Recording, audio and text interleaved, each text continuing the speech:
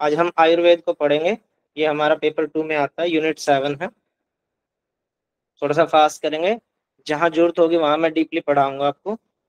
बाकी ऊपर ऊपर से पढ़ाने की कोशिश करूंगा आप सभी को। जहां मेरी वॉइस में कुछ गड़बड़ आए, स्क्रीन विजिबल ना हो, तो मैसेज करके देख लेना आप एक दूसरे बच्चे को, कभी आपका ही नेटवर्क ना हो। ठीक है, फिर भी नहीं हो तो आप अनम्यूट करके मेरे को बोल सकते। आयुर्वेद पढ़ते हैं हम। पहले आता है कि आयुर्वेद है क्या। आयुर्वेद प्राकृतिक एवं समग्र स्वास्थ्य की पुरातन भारतीय पद्धति है। और यह संस्कृत की दो धातुओं से मिलकर बना, जिसका जो दो धातुएं हैं वो है आयु प्लस वेद। आयु हो गया हमारी लाइफ, हमारी एज, और वेद अर्थात जो साइंस है, विज्ञान। तो वैज्ञानिक तरीके से लंबे समय तक जीने का जो तरीका है उसको आयुर्वेद कहा गया। ठीक है। आयुर्वेद का शाब्दिक अर्थ है जीवन का विज्ञान। आयुर्वेद का इतिहास पढ़ लेते हैं, कहाँ से आया आयुर्वेद। शुरू में हमें पता चलता है कि ये हमारे जो वेद हैं उनके अंदर हैं। और वेद किनके द्वारा लिखे गए हैं? ब्रह्मा जी के द्वारा। वहां से ये ज्ञान दक्ष प्रजापति को आया। वहां से ये ज्ञान अश्वनी जी को आया। अश्वनी जी से ये इंद्र जी को आया। और इंद्र जी से ये भारद्वाज ऋषि के पास आया।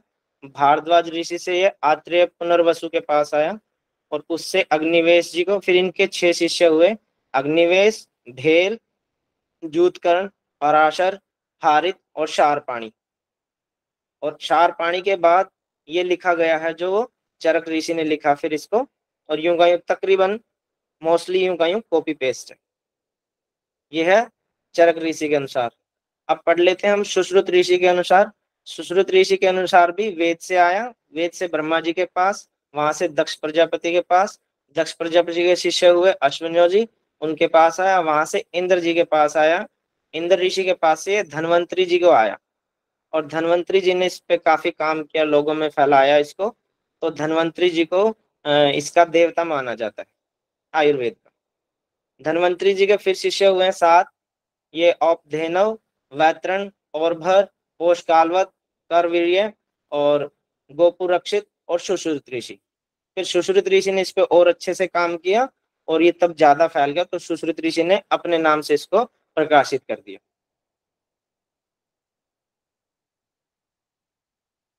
आयुर्वेद के मुख्य आचार्य कौन है उनके बारे में जान लेते हैं। इनके प्रश्न आता है। आचार्य चरक है, जो उन्होंने जो ग्रंथ लिखा उसका नाम लिख दिया चरक संहिता। इन्होंने अपने नाम पे लिख दी चरक संहिता। और इसमें औषधियों के बारे में बताया गया है, जो हमारी जड़ी बूटियां हैं उनके बारे में बताया गया कि नीम से क्या फायदे हैं, गिलोय से क्या फायदे हैं, और तरह तरह की जो भी औषधियां हैं, ठीक है, उनके बारे में। औषधि प्रधान ग्रंथ है, इसमें जितना भी जिक्र है आप जितना पढ़ेंगे तो औषधि के बारे में लिखा गया। आचार्य सुश्रुत जो थे उन्होंने एक ग्रंथ लिखा, उसका नाम दे दिया सुश्रुत संहिता। और उसके बारे में, ये चिकित्सा के बारे में है, सर्जरी कैसे की जाती है, तो ये चिकित्सा प्रधान ग्रंथ है। और फिर हुए एक और ऋषि जो चरक ऋषि के शिष्य हैं, आचार्य वाग्भट जी। उन्होंने 2 ग्रंथ लिखे, एक अष्टांग संग्रहम, एक अष्टांग हृदयम। तो ये दोनों भी औषधि प्रधान ग्रंथ है। तो यहाँ से जो क्वेश्चन आएगा कि चरक संहिता किन के द्वारा रचित है, सुश्रुत संहिता किन के द्वारा रचित है, या अष्टांग संग्रम या अष्टांग हृदय में से कोई एक नाम दे दे कि ये किन के द्वारा रचित है, और नीचे ये ऋषियों के नाम दे दे, कोई एक ऋषि और जोड़ दे इनमें। तो यहाँ से आपको उनको फाइंड आउट करना है। यहाँ से क्वेश्चन आया हुआ है अष्टांग हृदय से, संग्रम से। ठीक है। आयुर्वेद का उद्देश्य क्या? आयुर्वेद के 2 उद्देश्य हैं। कोई आपसे पूछे क्वेश्चन आए कि आयुर्वेद के कितने उद्देश्य हैं, ऐसे भी आ सकता है। या इन 2 जो उद्देश्य हैं इनमें से किसी एक उद्देश्य को लिख के क्वेश्चन आ जाए कि ये उद्देश्य किसका है, किसके द्वारा है, तो ये आप समझ जाना। पहला उद्देश्य है स्वस्थ व्यक्ति के स्वास्थ्य की रक्षा करना। जो व्यक्ति ठीक है, हेल्दी है, उसको हेल्दी ही रहना चाहिए। उसके लिए, हेल्दी रहने के लिए जो जो भी प्रिकॉशन यूज करनी चाहिए, उसको क्या खाना चाहिए, क्या पीना चाहिए, वो सब इसके अंदर बताया गया। ये आयुर्वेद के उद्देश्य है।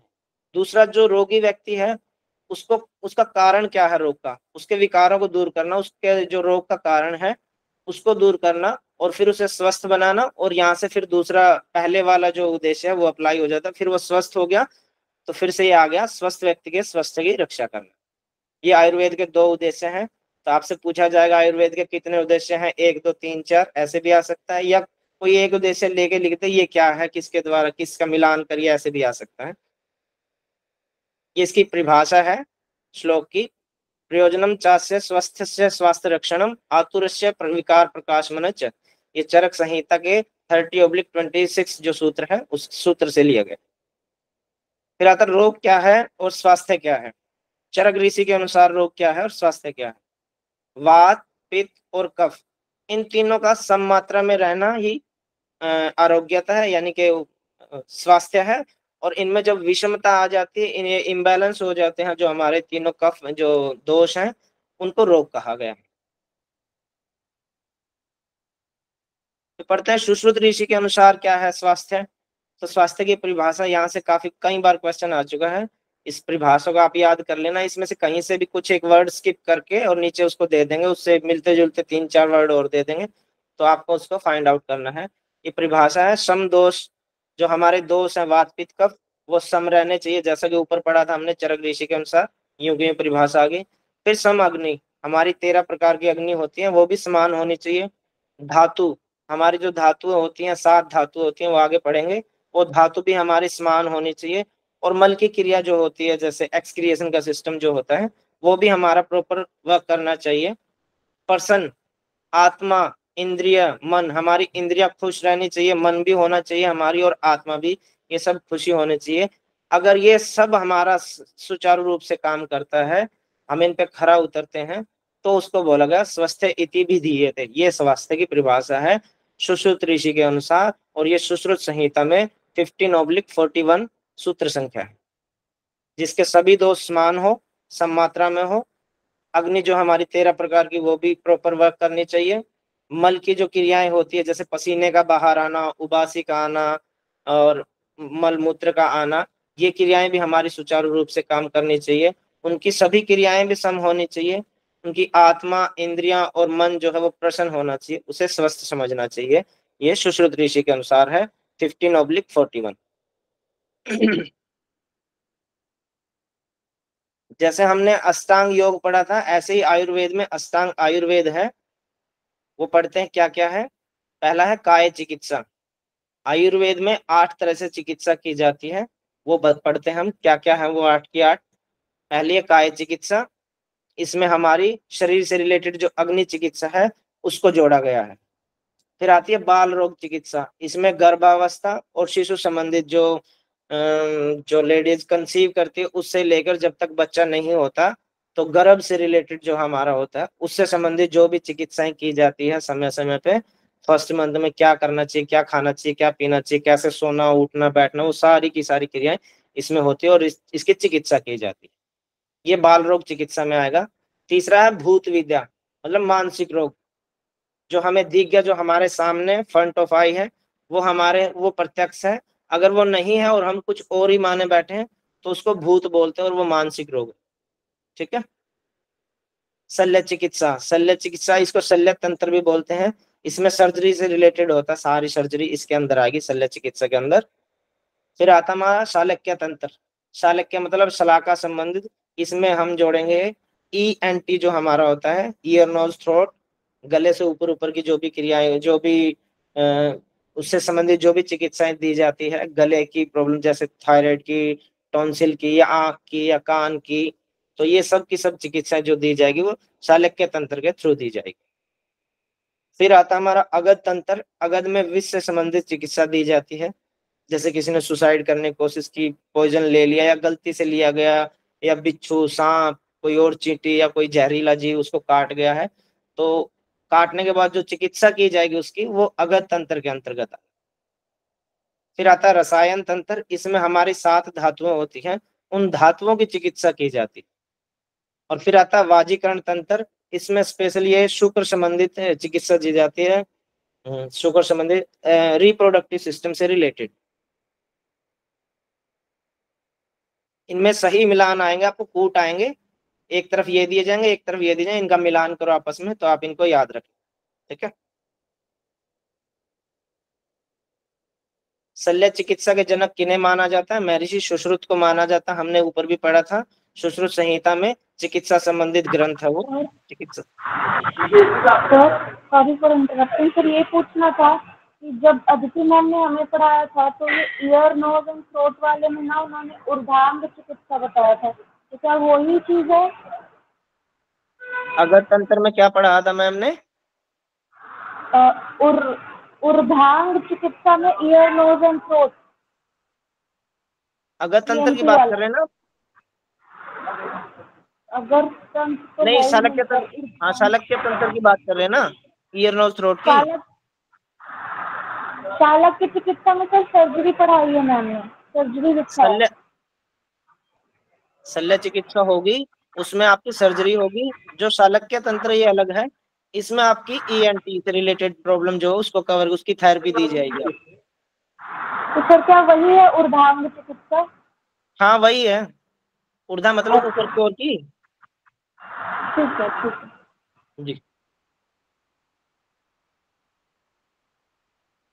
शल्य चिकित्सा के जनक किनको माना जाता है? महर्षि सुश्रुत को माना जाता है। हमने ऊपर भी पढ़ा था, महर्षि सुश्रुत के द्वारा जो रचित ग्रंथ है सुश्रुत संहिता है, और उसमें चिकित्सा से संबंधित जितने भी जानकारी है वो दी गई। तो ये शल्य चिकित्सा का जो जनक, ये यहाँ से क्वेश्चन आता है कि शल्य चिकित्सा के जनक किनको माना जाता है? आयुर्वेद को अथर्ववेद का उपवेद माना जाता है। अथर्ववेद जो हमारा वेद है उसका एक छोटा भाग है, उसको आयुर्वेद माना जाता है। ठीक है, इसको उपवेद माना जाता है। तो यहाँ से क्वेश्चन आता है अथर्ववेद का उपवेद किसे माना जाता है? तो आपको आयुर्वेद दिया जाएगा, योग दर्शन दिया जाएगा, या और तरह तरह के दो तीन वर्ड और दिए जाएंगे, तो वहां से आपको उसका सही मिलान, उसको फाइंड आउट करना है। आयुर्वेद का जो देवता है वो ऋषि धन्वंतरी को कहा जाता है, ये मैंने ऊपर आपको पढ़ाया था। धन्वंतरी जी ने इसके ऊपर काफी काम किया, तो वहां से ये बहुत ज्यादा पब्लिक में गया, इसलिए इसको धन्वंतरी जी को आयुर्वेद का देवता माना जाता है। समझ में आ रहा है ना आप सभी को? जी सर। जी। आगे पढ़ते हैं। पंच महाभूत होते हैं हमारे, आकाश, वायु, अग्नि, जल, पृथ्वी। इसको सीक्वेंस में ही याद करना, आकाश, वायु, अग्नि, जल, पृथ्वी। यहाँ से भी क्वेश्चन आते हैं कि इनको क्रम में लगाइए पंच महाभूतों को, तो आप इसको एक ही सीक्वेंस में याद करना, आकाश, वायु, अग्नि, जल, पृथ्वी। तो ये हमारे पंच महाभूत हो गए। इसका आयुर्वेद से क्या संबंध है वो पढ़ते हैं हम। आयुर्वेद के अनुसार पंच महाभूतों से ही शरीर व शरीर के मूल दोष, दोष जो हो गए हमारे वात पित्त कफ, धातु जो हमारी सात धातुएं हैं, रस, रक्त, मांस, मेद, अस्थि, मज्जा, शुक्र, और मल की उत्पत्ति होती है। आकाश महाभूत की प्रधानता, इसमें आकाशीय द्रव्य होता है। वायु महाभूत की प्रधानता, इसमें वायव्य होता है। अग्नि महाभूत की प्रधानता, इसमें तेजस होता है। यहाँ आप कंफ्यूज हो जाएंगे, यहाँ भी सही मिलान के क्वेश्चन आते हैं, इनको आपस में सही मिलान करिए या कूट दिया जाएगा आपको। तो इसको जल, जल का याद कर लेना, इसके दो वर्ड हैं, आपे भी बोला जाता है इसको, जलीय भी बोला जाता है। अग्नि को तेजस बोला जाता है, बाकी सेम है सारा। पंच महाभूतों के गुण क्या होते हैं? आकाश, वायु, अग्नि, जल, पृथ्वी हमारे पंच महाभूत हो गए। आकाश हल्का होता है, मुलायम होता है, सूक्ष्म होता है, समतल होता है, और शब्द इसका जो शाब्दिक अर्थ हो गया। ऐसे ही वायु हो गया, फिर वायु हल्की होती है, शीतल होती है, रुक्ष होती है, खुरदरी होती है, सूक्ष्म होती है, स्पर्श होती है। इसमें आपको कुछ कुछ वर्ड एक दूसरे से मिलते मिलेंगे, जैसे हल्का आकाश में भी है, हल्का वायु में भी है। ठीक है, तो इसको आप ध्यान से, जब आपको कूट आए तो कूट में ध्यान रखना इसको। ऐसा नहीं आएगा आकाश वायु दोनों में ही हल्का आएगा, चेंज करके दे दें, जैसे इसमें सूक्ष्म है, इसमें सूक्ष्म नहीं है, इसमें रुक्ष दे देंगे आपको। ठीक है, इसमें समदल है, इसमें खुरदरा दे देंगे। ठीक है ना, इसमें मुलायम है, सॉफ्ट है, इसमें खुरदरा खुरदरा दे देंगे वो। ऐसे करके देंगे आपको, तो आपने वो कूट मिलान अपना ध्यान से करना। अग्नि, अग्नि गर्म होती है, उसका गुण है ये, तीक्ष्ण होती है, टेंजेंट होती है, सूक्ष्म होती है, हल्की होती है, रुक्ष होती है, चिपचिपा रहित होती है। चिपचिपा रहित मतलब वापस ये खुरदरा आ गया इसका। ठीक है, और रूप इसका होता है। फिर आ गया जल, जल में तरल लिक्विड आ गया। शीत, गुरु, गुरु मतलब होता है भारी, तो यहाँ गुरु दे दिया, यहाँ पे भारी दे दिया, सेम वर्ड है आपको कंफ्यूज करने के लिए, इसलिए मैंने एक जगह ये लिखा, एक जगह ये लिखा है। गुरु का मतलब होता है भारी। फिर ये स्निग्ध चिकना होता है, मंद होता है, सांद्र होता है, रस पृथ्वी भारी होती है, भारी और गुरु एक ही वर्ड है। दृढ़ होता है, ये भी सख्त होता है। स्थूल होता है, ये चिपचिपा रहित होता है, ये भी सेम आ गया चिपचिपा रहित। और ये ठोस होता है, इसका जो तन्मात्रा होती है वो गंध होगी। शरीर में विद्यमान क्या क्या शरीर में विद्यमान होता है वो पढ़ लेते सांद्र हैं। मीन्स क्या होता है सर? सांद्र? सांद्र बताएंगे बच्चे, इच्छा जी।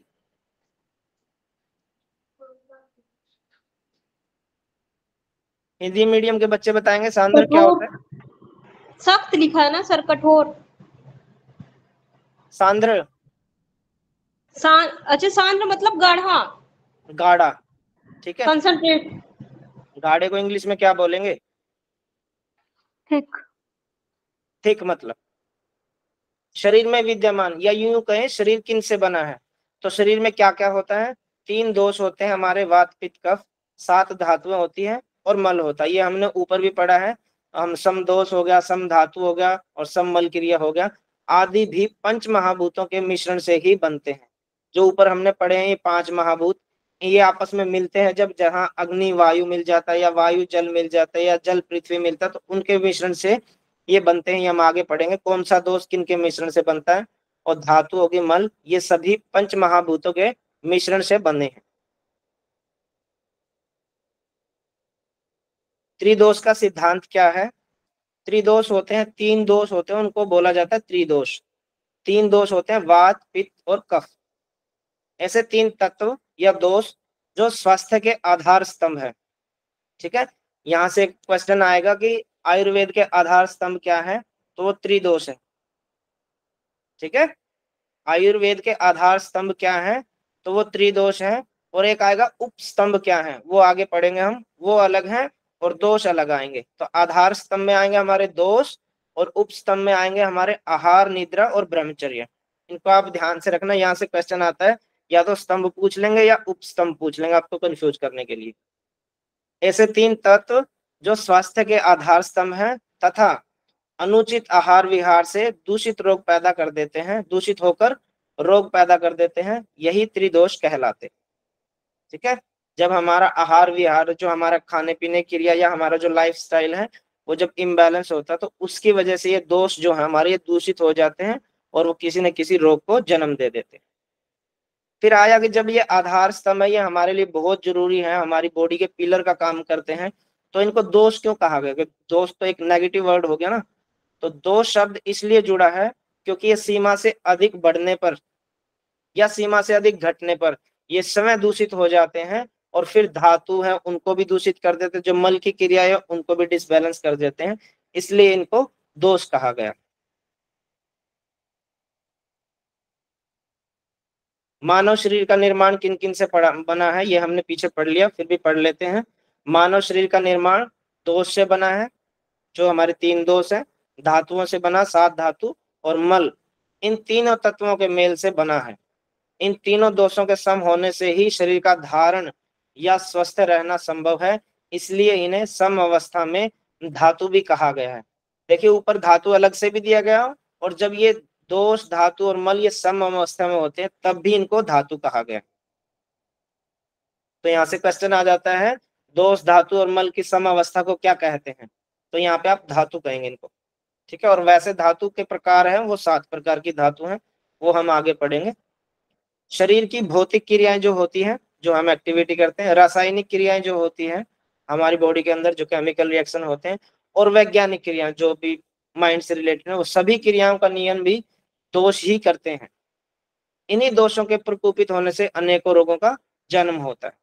जब ये दोष इम्बैलेंस होते हैं तो ये किसी न किसी रोग को जन्म देते हैं। आगे पढ़ते हैं त्रिदोष और उनका आश्रय स्थान। दोष तो पढ़ लिया हमने, वात पित्त कफ होते, वो होते कहाँ कहाँ है? तो वात जो होता है हमारा नाभि से नीचे में होता है। वैसे तो वात आप पढ़ेंगे तो प्राण तो हमारी बॉडी में सब जगह है, हम नाक से सांस लेते, तो सबसे ऊपर तो नाक ही आ गई। पर मेन जो जगह है, जो मेन कैविटी गुहा, वो कहाँ कहाँ होती है? तो छोटी आंत होगी, बड़ी आंत होगी, कमर होगी, जंगा होगी, टांगे होंगी, हड्डियां होगी। वैसे हमारा पेट भी होता है इसमें, पर मुख्यतः जो होता है वो नाभि से नीचे नीचे के जो पार्ट होते हैं उसमें वात ज्यादा एक्टिव रहता है। फिर पढ़ते हैं पित्त क्या होता है।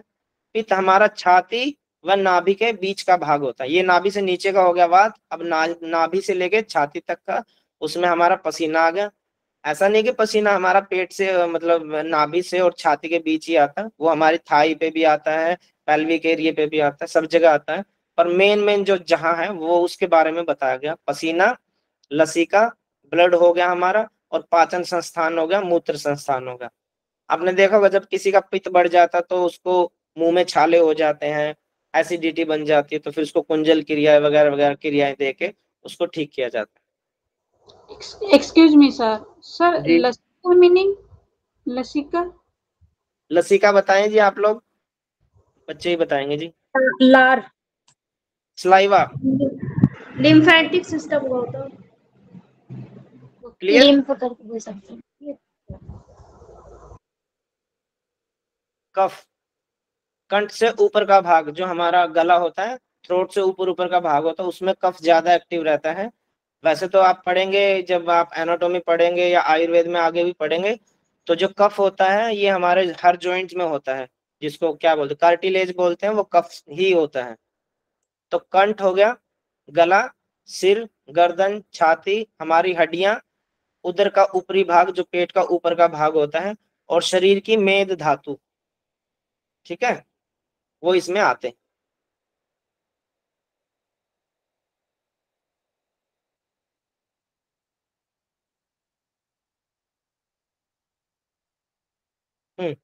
यहाँ से क्वेश्चन आता है, वात से कितने प्रकार के रोग होते हैं? तो वात से 80 प्रकार के रोग होते हैं। पित्त से कितने प्रकार के रोग होते हैं? 40 प्रकार के। और कफ से कितने प्रकार के रोग होते हैं? 20 प्रकार के रोग होते हैं। ठीक है, यहाँ से क्वेश्चन पक्का आता है एक, तो इनको याद करके जाना। वात से 80 प्रकार के रोग होते हैं। पित्त से जो हमारा होता है उससे एसिड बोलते हैं इसको, इससे हमारा 40 प्रकार के रोग होते हैं। और कफ से जो हमारी होते हैं वो 20 प्रकार के।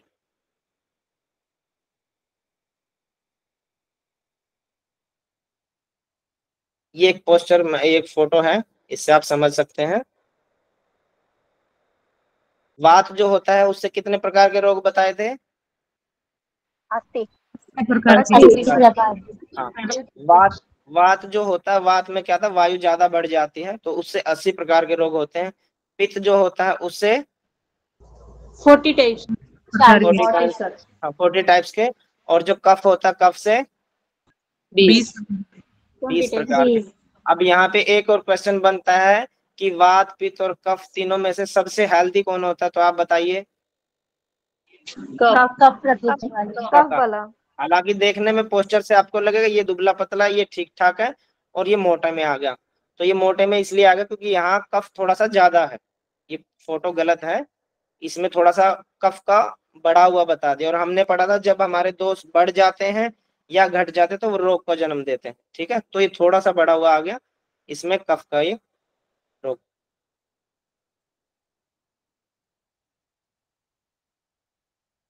अब हमने पीछे पढ़ा था कि पंच महाभूतों का त्रिदोष में आपस में क्या संबंध है, तो वो पढ़ते हैं। वात जो बनता है वो आकाश तत्व से और वायु तत्व से मिलके बनता है। पित्त जो बनता है हमारा वो अग्नि तत्व से और जल तत्व से बन के मिलता है। और जो कफ है हमारा वो जल और पृथ्वी से मिलकर मिलता है। इनको आप जो भी याद करेंगे, जितने भी हमारे टाइप्स हैं, इनको सबको सीक्वेंस में ही याद करना, तो आपको आसानी होगी बनाने में भी, ढूंढने में भी क्वेश्चन में। वो भले कंफ्यूज कर दे तो आप समझ जाएंगे अगर आपको सीक्वेंस याद होगी। वात, पित्त, कफ, यहाँ पे आकाश वायु, ठीक है, इसमें आ गया अग्नि जल और जल पृथ्वी। आकाश वायु अग्नि जल पृथ्वी। आकाश वायु अग्नि जल, जल 2 बार आया, पित्त में भी आता है और कफ में भी आता है। पढ़ते हैं वात के बारे में। वात होता क्या? वात या वायु, ये दोनों ही शब्द संस्कृत के वा गति गंधन हो धातु से बने हैं। और इसके अनुसार शरीर में जो तत्व है, शरीर में गति या उत्साह उत्पन्न करे, वह वात कहलाता है। तो यहाँ से क्वेश्चन बनता है कि शरीर में गति किस दोष के द्वारा होती है? तो यहाँ पे आएगा वात। या गति में उत्साह, शरीर में उत्साह किस दोष के द्वारा उत्पन्न होता है? तो उत्साह आ गया। वात के बिना दूसरे दोष, दूसरे कौन से? जो पित्त और कफ रह गए। वात के बिना दूसरे दोष पित्त और कफ पंगु होते हैं। पंगु को मतलब लंगड़े होते हैं, हैंडीकैप। तो जब तक वात नहीं रहेगा तो पित्त अपना काम प्रॉपर नहीं कर पाएगा और ना ही कफ कर पाएगा, क्योंकि इनको लाने का हमने जो भी बॉडी में जो भी इनटेक किया उससे जो पित्त और कफ बने हैं उनको ऑर्गन तक ले जाने का, स्टोर करने का और फिर उनको उनसे काम करवाने के, सारा काम जो होता है वात का होता है। ठीक है, तो ये क्वेश्चन बनता है कि वात जैसे वात के बगैर, ये पंगु वर्ड है ना, ये सिर्फ वात के लिए यूज होता है, ना तो पित्त के लिए होता है ना कफ के लिए होता है। ठीक है, पित्त दोष जो होता है वो किसके बिना पंगु होता है, ऐसे क्वेश्चन बन सकता है। या कफ है ना, वो किसके कारण चलता है। तो ये दोनों के दोनों वात के बगैर, जब तक वात नहीं होगा तब तक ये अपना प्रॉपर वर्क नहीं कर पाएंगे, करे तो गए प्रॉपर नहीं कर पाएंगे। तो वात के बिना दूसरे दोष जो है पित्त और कफ, ये पंगु होते हैं, ये अपनी जगह पड़े रहते हैं, काम नहीं कर पाते अच्छे से, क्योंकि वात ही इन दोषों तथा मलों को अपने अपने स्थानों पर स्थिर रखता है, और जब जरूरत पड़ती है बॉडी को, तब जरूरत पड़ने पर ये अपने उस ऑर्गन तक पहुंचाता है। इसलिए ये लंगड़े हैं, इसके बगैर हैंडीकैप है, क्योंकि वात ही लेके जाता है, वात नहीं लेके जाएगा तो ये अपनी जगह स्थिर रहेंगे, स्टेबल रहेंगे। आयुर्वेद के अनुसार शरीर में सभी प्रकार के रोगों का जो मूल कारण है वो वात का प्रकोपित होना। ठीक है, सभी प्रकार के रोगों का जो मेन जड़ है वो वात है। वात दूषित होती है, वात प्रकोपित होती है, उसी के कारण ये सारे काम होते हैं। फिर पढ़ते हैं नर्वस सिस्टम की जितनी भी सभी क्रियाएं होती हैं, उनका जो नियंत्रण होता है, नर्वस सिस्टम को कंट्रोल करता है, वो भी हमारा वात से ही होता है। नर्वस सिस्टम ये आप एनाटॉमी में अच्छे से पढ़ चुके होंगे, और ये आप हठ प्रदीपिका में भी एक श्लोक आता है ना, चले वाते चलम चित्तम निश्चले निश्चलम भवेत्, तो यहाँ से भी आप इसको कोरिलेट कर सकते हैं। वात का विशेष गुण क्या होता है, योगवाहिता, ये भी एक वात का है। एक तो हमने ऊपर पढ़ा कि पंगु, और दूसरा योगवाहिता। योगवाहिता पढ़ लेते हैं, ये भी वात के लिए ही यूज होता है, जिसका अर्थ है अन्य दोषों के संयोग से, उनके साथ मिलने से उनके गुणों को धारण करना। जब वात पित्त के साथ मिलेगा तो उसके गुण ले लेगा, और जब वो कफ के साथ मिलेगा तो उसके गुण ले लेगा। जबकि ना तो पित्त ले सकता ना कफ ले सकता, उनके अपने अपने गुण हैं, लेकिन वात उनके साथ मिलके उनके गुण ले सकता है। जैसे कि वो गीत है, पानी रे पानी तेरा रंग कैसा, जिसमें मिला उसके जैसा। तो ये जो वात है ये पानी के समान है, और ये फिर पित्त जो हो गया और जो कफ हो गया, ये मान लो चीनी में मिल गया तो चीनी के गुण आ गए पानी, और नमक में मिल गया तो नमक के गुण आ गए। ठीक है, तो इसको योग वाहिता बोला जाता है। और क्वेश्चन ऐसे बनेगा, योग वाहिता वर्ड यूज किया, शब्द किसके लिए यूज किया गया है, तो वह नीचे दे दे वात पित्त कफ समदोष, ऐसा कुछ दे देंगे, तो आपने वात फाइंड आउट करना वहां से। एक्सक्यूज मी सर, सर योग वाहिता मीनिंग क्या? योग वाहिता का मतलब होता है, जैसे लिपिका जी हैं, आप ही है ना? Yes sir. हाँ, ये लिपिका जी है, ये वात है, इधर प्रेरणा जी है, और इधर मान लो इच्छा जी है। वात पित्त कफ, लिपिका जी, और एक होगी प्रेरणा जी, एक इच्छा जी होगी। तो जो लिपिका जी है उनमें ये कैपेसिटी है कि वो पित्त के साथ भी मिल सकती है, वो कफ के साथ भी मिल सकती है। जबकि पित्त में हिम्मत नहीं है वो वात को मिला ले, या कफ में हिम्मत नहीं है वो वात से मिल जाए। ठीक है, तो ये योग वाहिता हो गया। मतलब लिपिका में इतनी पावर है कि वो जाकर उससे भी मिल सकती है, उससे भी मिल सकती है, और जब भी जिससे मिलेगी उसके गुण ले लेगी वो। समझ में आया? Yes yes. वात के अपने तो गुण हैं, लेकिन वात जब पित्त के साथ मिलेगा तो अपने तो गुण रखेगा, उसके गुणों को भी जोड़ लेगा अपने साथ। और जब वात कफ के साथ मिलेगा, अपने गुण तो रखेगा, साथ में वो कफ के रोग भी ले लेगा। ओके ठीक है ना? ओके सर, ठीक है सर। हाँ, ये थोड़ा डीपली पढ़ने पे आपको समझ आ जाएंगे, क्योंकि वात के जो 80 प्रकार के रोग हैं। ठीक है, अब किसी व्यक्ति को वात के भी रोग है और पित्त के भी रोग है, व्यक्ति एक ही है, तो मतलब वात ने उस पित्त के साथ संयोग बना लिया, वहां योग वाहिता होगी उसकी। या उसको कफ, उसको जुकाम भी है और उसको अर्थराइटिस भी है।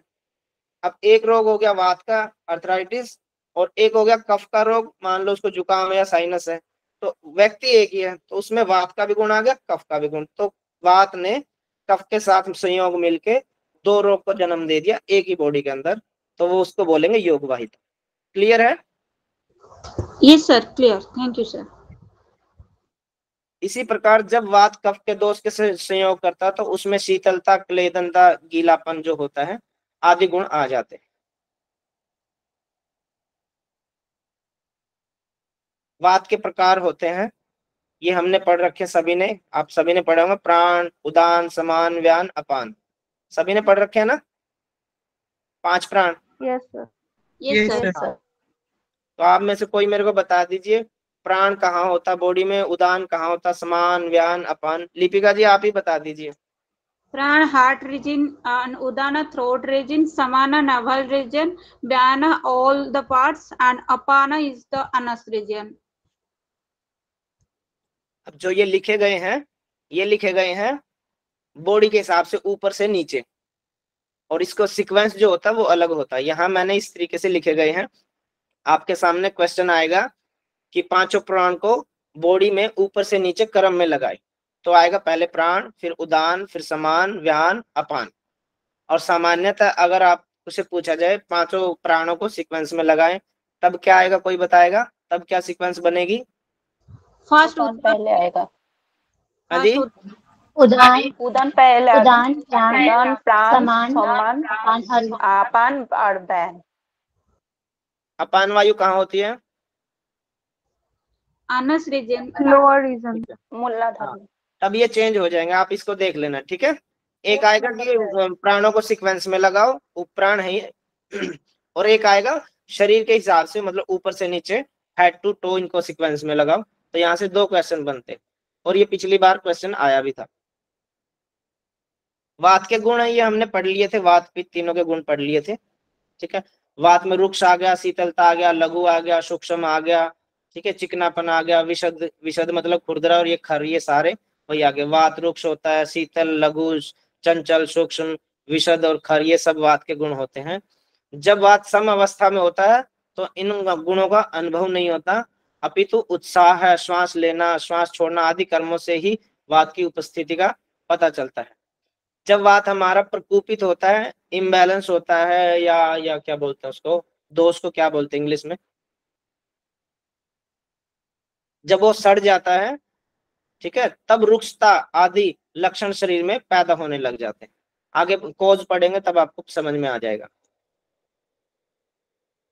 जब वात प्रकोपित होता है, यानी कि जब वो इम्बैलेंस हो गया या बहुत ज्यादा बढ़ गया वात, या कम हो गया, वात की कमी होगी, तब रुक्षता आदि लक्षण शरीर में पैदा होते हैं। तो रुक्षता, शीतलता, लघुता, सूक्ष्म, चंचलता, विशद, खर, ये आ जाते हैं।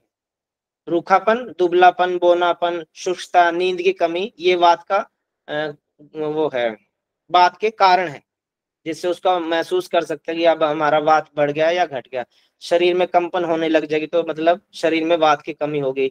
बॉडी स्टिफनेस हो जाएगी, शीतल पदार्थों को सहन न कर, जरा सी कोल्ड मॉइस्चर हुआ, एकदम इन्वायरमेंट में थोड़ा सा भी ठंडक हुई तो हमें ठंड ज्यादा लगने लग जाएगी, ठीक है। शीत रोगों को जल्दी से हमें जुकाम खांसी होना शुरू हो जाएगा, हल्कापन हो जाएगा, सूक्ष्म हर जगह होता है। संधि में गति, मन की अस्थिरता, हाँ, संधियों में जो गति होती है उस मतलब हड्डियों में आवाज आने लग जाएगी, और मन हमारा बहुत चंचल हो जाएगा, आदि आदि ये जो गुण होते हैं ये चंचलता में आ जाते हैं, ये इसके कारण है।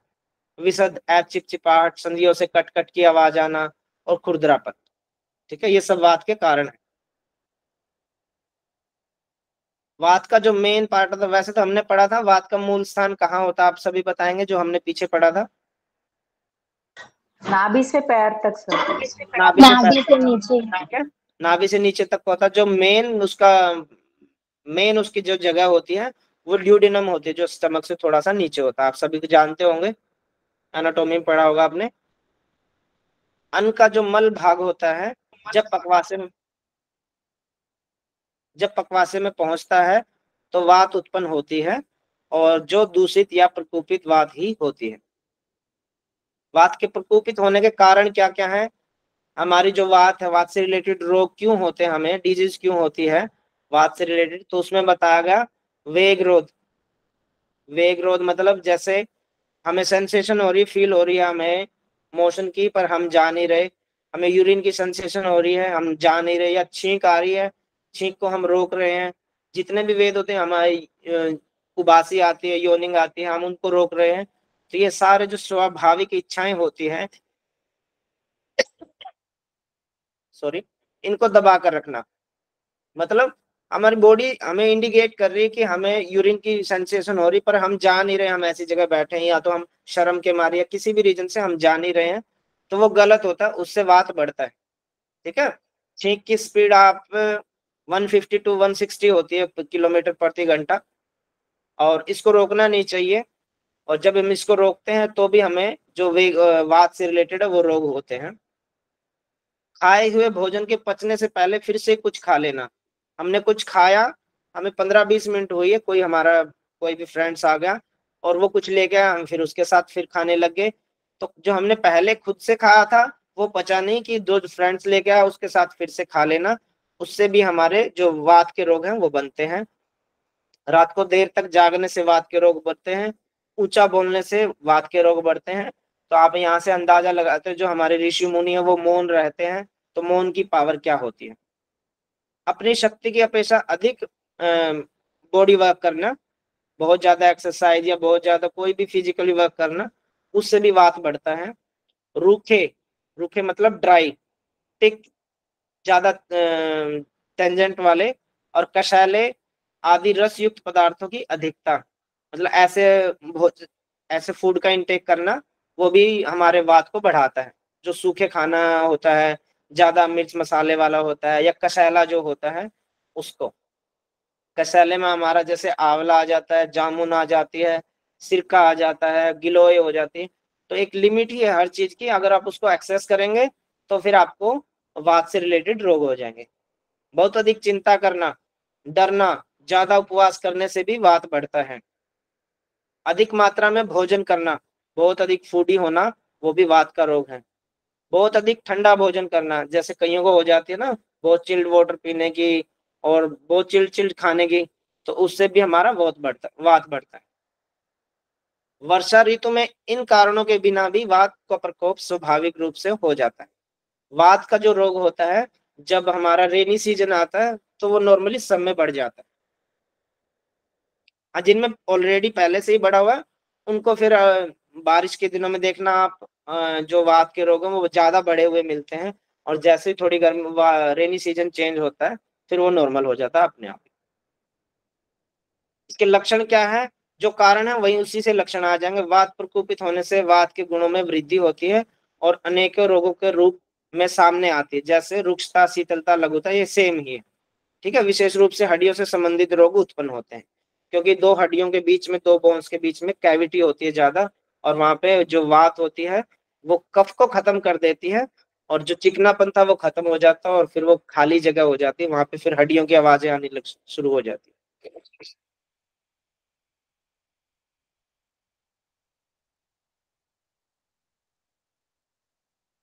वात के भेद, आश्रय स्थान और कार्य ही हमने पढ़ लिया। प्राण जो होता है हमारा, जीव में होता है, हृदय में होता है, कंठ, नासिका, मस्तिष्क, उदान कंठ से नाभि तक का होता है, डायफ्राम हो गया, और हमारा छाती का एरिया आ गया। समान वायु होती है हमारे आमाशय में, पक्वाशय में। अपान वायु बड़ी आंत में होती है, उसके नीचे होती है पेल्विक में, पक्वाशय में, वृषण में, मूत्रेंद्रिय में, जो भी हमारा नीचे का सिस्टम होता है नाभि से। और व्यान होती है वो सारे शरीर में होती है, विशेष रूप से हार्ट में होती है। ठीक है, अब इन्हीं से रिलेटेड रोग होते हैं, जैसे बड़ी आंत है, छोटी आंत है, गुदा द्वार है, ठीक है, मूत्रेंद्रिय, मूत्राशय, नाभि से संबंधित। तो हमारे जो रोग भी होंगे वो भी कुछ इसी प्रकार के होंगे। मल मूत्र, शुक्र, आर्तव, गर्भ से रिलेटेड जो होते हैं, यूट्रस से रिलेटेड, वो प्रॉब्लम हमारी क्रिएट हो जाएंगी। इसमें सारा शरीर में होता है तो पसीना पूरी बॉडी में आता है, नीचे झुकना, ऊपर बैठना, ये सारी चीजें हो जाएंगी इसमें। समान वायु अमाशय में होती, पक्वाशय में होती, तो इससे हमारे अजीर्ण, अतिसार, दोषपूर्ण, अग्निमंद, जिसको डाइजेशन उसका स्लो हो जाता है, ये सारे रोग इसमें आ जाएंगे। उदाहरण हमारा कंठ में होता है तो कंठ से रिलेटेड रोग आ जाएंगे, आंख, नाक, कान, गले के रोग इसमें हो जाएंगे।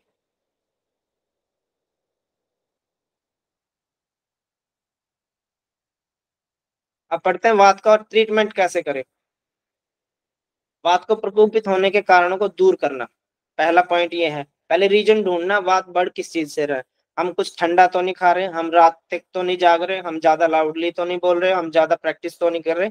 उसका अपोजिट कर देंगे, उनको रोक देंगे, उनको स्टॉप कर देंगे, तो हमारा वात धीरे धीरे अपने आप ठीक हो जाएगा। रात तक जाग रहे हैं तो रात तक ना जागे, अपना टाइम से सोइए, टाइम से। अगर आप सूखा खाना खा रहे हैं तो उसकी जगह या तो आप लिक्विड वाला लीजिए या उसमें घी डाल के लीजिए।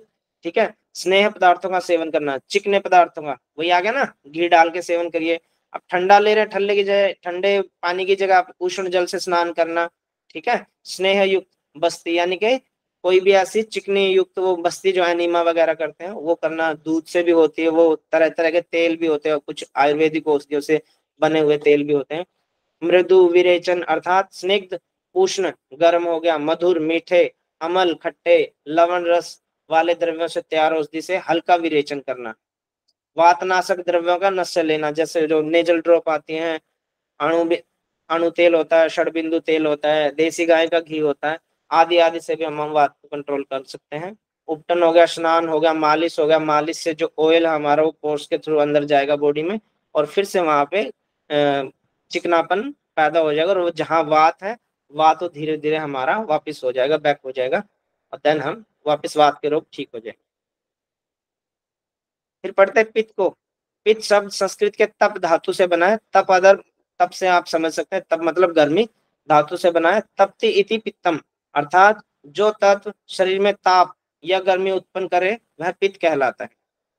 पित्त हम एंजाइम और हार्मोन्स जो होते हैं उनका नियमन करता है, ठीक है। इनकी वजह से ही आगे जो हमारे हार्मोन्स है वो बनते हैं। जो भी हम खाते हैं पीते हैं, श्वास के रूप में हम वात को ग्रहण करते हैं, उन्हें शरीर के तत्वों, दोषों, धातुओं आदि के रूप में जो कन्वर्ट करने का कार्य करता है वो पित्त करता है, ठीक है। एंजाइम और हार्मोन्स का नियमन करता है, और उसके बाद ये हमारे जो बॉडी को चाहिए जो भी हार्मोन्स, उनका नियमन होता है उससे। ये पचाते नहीं है एंजाइम और हार्मोन्स, पर इनकी हेल्प लेके फिर बॉडी में खाना पचता है। उन्हें शरीर के तत्वों, दोषों और धातुओं आदि के रूप में प्रेरित करने का कार्य जो है वो पित्त करता है। जब ये एंजाइम और हार्मोन्स दूसरे हार्मोन्स के साथ मिलते हैं, तब हमारे दोष और हमारी धातु और मल की क्रियाएं जो है वो वर्क करती है हमारी। पित्त का स्वाभाविक गुण होता है, पित्त पढ़ लेते हैं, पित्त के क्या क्या गुण होते हैं। ये चरक संहिता में 1/60 में बताया गया है।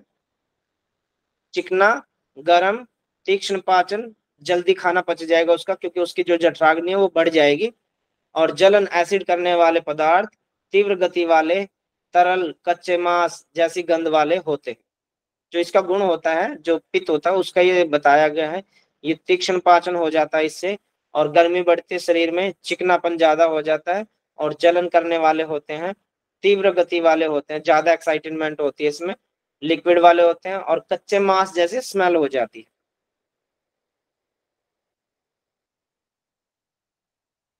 अब इसकी दो दशा होती है, एक पक्व दशा, एक अपक्व दशा। पक्व दशा में जो होता है स्वाद तिक्त या रंग पीला होता है। तो यहाँ से क्वेश्चन बच जाता है, रंग पीला, जो पित्त का रंग पीला होता है वो किस दशा में होता है, पक्व में या अपक्व में। इसमें तिक्त हो जाता है और इसमें खट्टा स्वाद हो जाता है अपक्व दशा में, और रंग नीला हो जाता है पित्त का। वैसे पित्त और अग्नि भिन्न भिन्न तत्व होते हैं। पित्त और अग्नि दोनों अलग अलग हैं, बट लेकिन फिर भी शरीर में अग्नि का प्रतिनिधित्व यह पित्त ही करता है। इसकी वजह से ही अग्नि की जो क्रियाएं हैं वो बनती हैं, इसलिए दोनों को एक जोड़ के बताया गया। अग्नि के समान ही यह शरीर के तापमान को बनाए रखता है, भोजन का पाचन करता है, ब्लड, त्वचा आदि को वर्ण सुंदरता प्रदान करता है। यहाँ से क्वेश्चन बनता है, शरीर में सुंदरता किस दोष के द्वारा बनती है, तो आएगा पित्त के द्वारा, ठीक है। जो मेन मेन चीजें वो मैं बता रहा हूँ आपको, ये और कहीं नहीं। सर, जो जी पित्त में पक्क का गुण जो बोलते हैं, पक मीन्स डाइजेशन। जी ओके ओके, जब डाइजेशन होगा तो पित्त का रंग पीला होगा, जब पीला होगा, और स्वाद उसका होगा तिक्त होगा। तिक्त मतलब रस, सॉरी, हमारे तिक्त रस होते हैं, में टेस्ट ना, 6 रस होते हैं ना हमारे, मधुर, अमल, लवण, कटु, तिक्त, ठीक है। तो तिक्त मतलब हाँ, तिक्त, कटाए। आगे पढ़ेंगे आप, तब आपको समझ में आ जाएगा, अब इतना पढ़ लीजिए। 6 रस होते हैं, तो 6 रसों का स्वाद आपको पता चल जाएगा। यहाँ जब आपका पित्त प्रॉपर वर्क करेगा तब आपका तिक्त स्वाद टेस्ट हो जाएगा मुंह का, और जब आपका अपक्व दशा में होगा, जब इनडाइजेशन हो जाएगा, तब खट्टा खट्टा मुंह हो जाएगा, हर चीज मतलब पानी पानी सा आना। जिसका एसिड बना होगा उनको पता होगा कि मुंह खट्टा खट्टा रहता है, बार बार मुंह से पानी सा आता है, ऐसी फील होती है कि कुछ अंदर से आ रहा, बार बार खाना बैक हो रहा है, खट्टी खट्टी स्मेल। और जब आप सभी लोग योग से हैं, तो जिन्होंने वो कुंजल क्रियाएं की होगी उसमें आता है अलग से।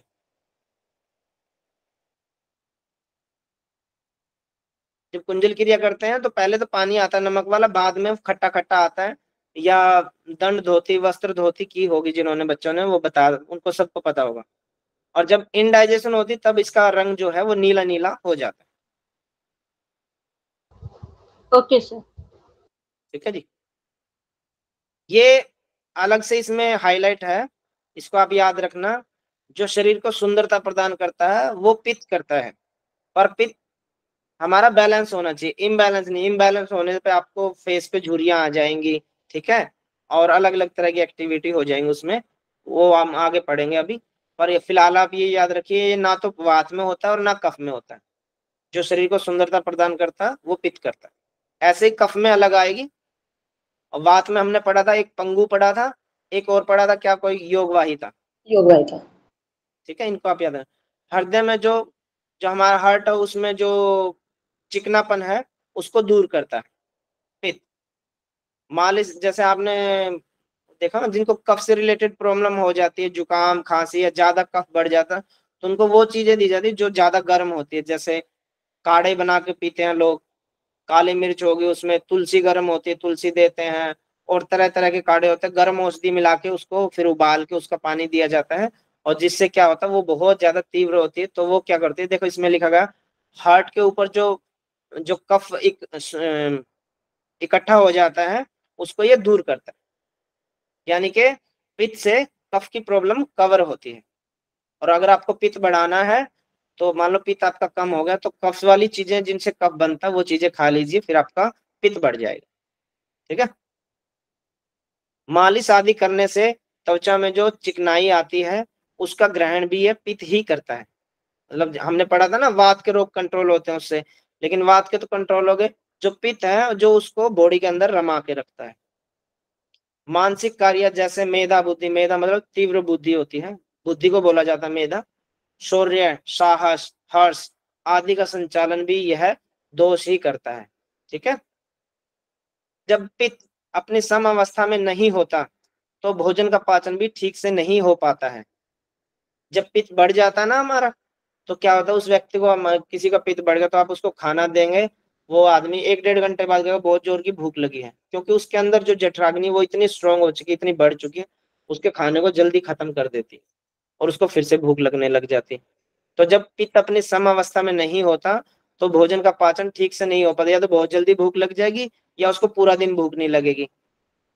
जो शादी वगैरह में ज्यादा, बहुत ज्यादा ओवर ईटिंग करके आते हैं, फिर वो अगले दिन कुछ खाने का मन नहीं कर रहा, पेट भरा भरा, भूख ही नहीं लग रही, ऐसे ऐसे उनको सिम्टम से नजर आते हैं। पाचक अग्नि मंद हो जाती है जिससे कफज भाव की अभिवृद्धि होती है। जब पाचन अग्नि मंद हो जाती है तो उससे फिर कफ बढ़ जाता है। पित्त की तो प्रॉब्लम है ही, साथ में उसको कफ भी बढ़ जाता है। इसी कारण फिर उसमें उत्साह की कमी हो जाती है, और हार्ट और जो हमारे लंग्स आदि में कफ जो है वो इकट्ठा होना शुरू हो जाता है। यहाँ पढ़ा ना, कफ की वृद्धि हो जाती है, कफ भी इकट्ठा होना लग जाता है, और उत्साह की कमी आ जाती है, और हमारे हार्ट में, लंग्स में कफ बढ़ जाता है, जिसमें छाती में फिर आवाज आती है जो स्टेथोस्कोप से सुनते हैं। पित्त के प्रकार, पित्त के 5 प्रकार हैं। वात के कितने प्रकार बताए थे? 5 कौन से प्रियंका जी बताएंगे? प्राण, प्राण, उदान, समन, बयान और अपन। आगे पीछे कर दिया आपने। ठीक, आप याद रखिएगा। पित्त के भी ऐसे ही 5 प्रकार हैं: पाचक पित्त, रंजक पित्त, साधक पित्त, आलोचक पित्त और भ्राजक पित्त। पाचक पित्त क्या होता है, यहाँ से भी क्वेश्चन बनता है। अमाशय का जो अधोभाग होता है और पक्वाशय का मध्य भाग होता है उसको पाचक पित्त बोलते हैं, वहां पे जो पित्त बनता है उसको पाचक पित्त बोलते हैं। रंजक पित्त होता है वो लीवर में बनता है, प्लीहा में बनता है। तो इनसे जो प्रॉब्लम होंगी वो भी इन्हीं से रिलेटेड होंगी। लीवर की प्रॉब्लम हो जाएगी, जैसे लीवर से वो क्या होता है, पीलिया, पीलिया, जॉन्डिस बोलते हैं ना उसको, स्प्लीन, प्लीहा के रोग हो जाते हैं। फिर आता साधक पित्त। साधक पित्त में जो हमारे हार्ट के ऊपर पित्त बनता है वो हो गया इसके अंदर, और हार्ट से रिलेटेड प्रॉब्लम हो जाएगी। तो आपसे ये पूछा जाएगा जो जॉइंडिक्स है वो किस पित्त के द्वारा बनता है, तो यहाँ पे रंजक पित्त आ जाएगा। आंखों से रिलेटेड रोग वो किस पित्त के द्वारा बनते हैं, आलोचक पित्त के द्वारा। ठीक है। और इन्हीं पे ये काम करते हैं, और फिर जब ये इम्बैलेंस हो जाते तो इन्हीं को फिर ये इन्हीं की डिजीज बन जाती है। भ्राजक पित्त है वो स्किन, चमड़ी, यहाँ हमने पढ़ा था चमड़ी से वो उससे सुंदरता प्रदान करता है, तो भ्राजक पित्त करता है। हमने ऊपर पढ़ा था पित्त करता है, लेकिन पित्त के फिर 5 प्रकार आ गए। 5 प्रकारों में जो भ्राजक पित्त है वो त्वचा को सुंदरता प्रदान करता है, और जब पित्त बढ़ जाता है तो आपने देखा स्किन प्रॉब्लम होती है, तो वो भ्राजक पित्त के कारण होती है। इसमें एक्जिमा, सोराइसिस, ये प्रॉब्लम ये सारी इसके अंदर आ जाएगी। अकेले पित्त के प्रकोप से 40 प्रकार के रोग होते हैं। वात से कितने प्रकार के रोग होते हैं? 80 कब से कब से? 20 ठीक है जी, तो आप इसको पढ़ लेना।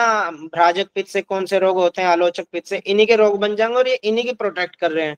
जब ये पित्त इम्बैलेंस हो जाएंगे फिर इन्हीं को खाने लग जाएंगे। ठीक है, और पित्त में एक और बात है, जब पित्त ज्यादा बढ़ जाता है तो आदमी को जल्दी जल्दी भूख लगती है। अगर भूख लगती है और उस समय उसको खाना ना दिया जाए तो पित्त फिर क्या करता है, वो बॉडी के ऑर्गन को खाने लग जाता है। जैसे आपने सभी ने उसमें पढ़ा होगा एनाटॉमी में, जो हमारी लार्ज इंटेस्टाइन होती है, स्मॉल इंटेस्टाइन होती है, उसमें म्यूकस होता है। तो ये क्या करता है, म्यूकस पे अटैक करता है और वहां पे अल्सर वगैरह ये रोग बन जाते हैं। वो किसी न किसी ऑर्गन पे इम्पेक्ट करती है। फिर वो जो हीट बढ़ी हुई है, जैसे जब पित्त बढ़ता है तो मुंह में छाले हो जाते हैं।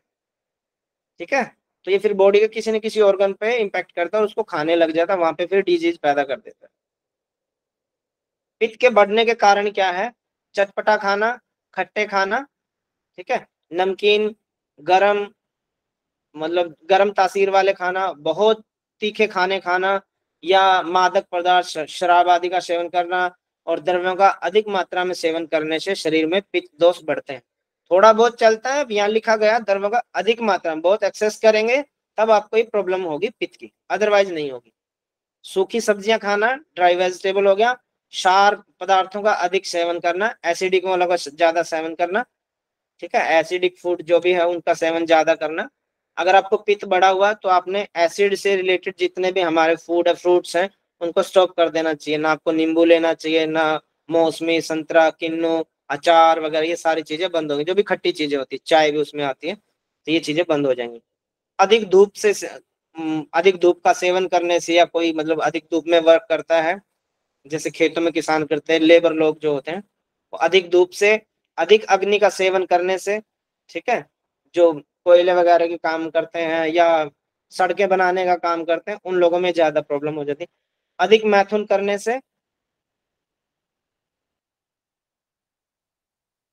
अनियमित रूप से भोजन करने से, कभी आप 10 बजे ब्रेकफास्ट कर रहे हैं, कभी आप 12 बजे कर रहे हैं, कभी आप 6 बजे कर रहे हैं, कभी आप 8 बजे कर रहे हैं, अगर बार बार आपका टाइम चेंज हो रहा है तो उससे भी हमारा पित्त बढ़ता है। ज्यादा गुस्सा करने से, ज्यादा भय से डरने से, निराशा के विचार से भी शरीर में पित्त दोष का प्रभावित कर देते हैं, ये भी पित्त को प्रभावित करते हैं। अब इसके लक्षण पढ़ लेते हैं। लक्षण क्या होगा, हमें कैसे पता चलेगा कि मेरा पित्त बढ़ गया या घट गया?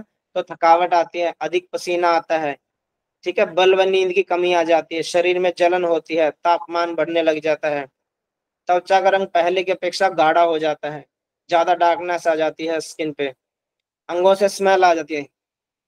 ठीक है, ये ध्यान रखना, अंगों से स्मेल आना ये अलग से है इसका।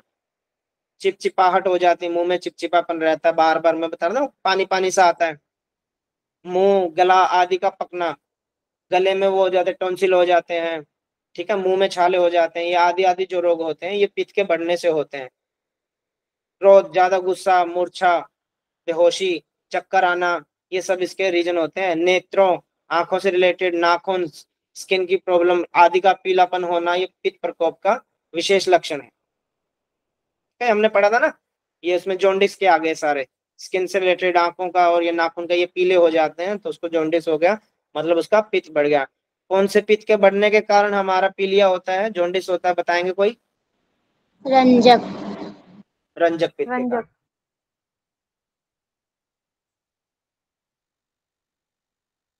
मुंह का कड़वा होना, खट्टा स्वाद, शीत आहार विहार की इच्छा भी पित्त की अधिकता के सूचक होते हैं।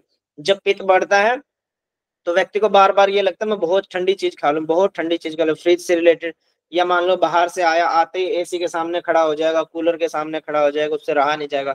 पानी में भी सोचेगा नहाने की तो कोशिश करेगा बहुत ठंडा पानी, उसमें चाहे बर्फ डाल के नहाना पड़े, क्योंकि और जिनको स्किन प्रॉब्लम होती है, ये मेन उन लोगों के लिए होता है, उनको पता होता है, जो जूझ रहे होते हैं इन चीजों से, उनको उन गर्मी बर्दाश्त नहीं होती, जरा सा पसीना आते ही स्किन प्रॉब्लम फिर से बढ़ जाती है, जरा सा आपने कुछ इनसे रिलेटेड पित्त, जिनसे पित्त बढ़ता, कुछ ऐसी चीज खा ली, जैसे चाय पी लिया, अचार खा लिया, ठीक है, या ज्यादा नमक मिर्च मसाले वाली चीज का, तो तुरंत आपकी एलर्जी जो होती है वो बढ़ जाती है, सोराइसिस, एक्जिमा, ये सब बढ़ जाते हैं, और फिर आपको ठंडे की इच्छा होती है, बहुत ज्यादा ठंडे की इच्छा होती है। अब इसको शांत करने के उपाय क्या है वो देखते हैं। पित्त को शांत करने के लिए विरेचन सबसे श्रेष्ठ है। विरेचन जो हमारे षटकर्म में होता है, वमन विरेचन। घृत पान भी पित्त के प्रकोप को शांत करता है, घी का पान करना चाहिए, ठीक है।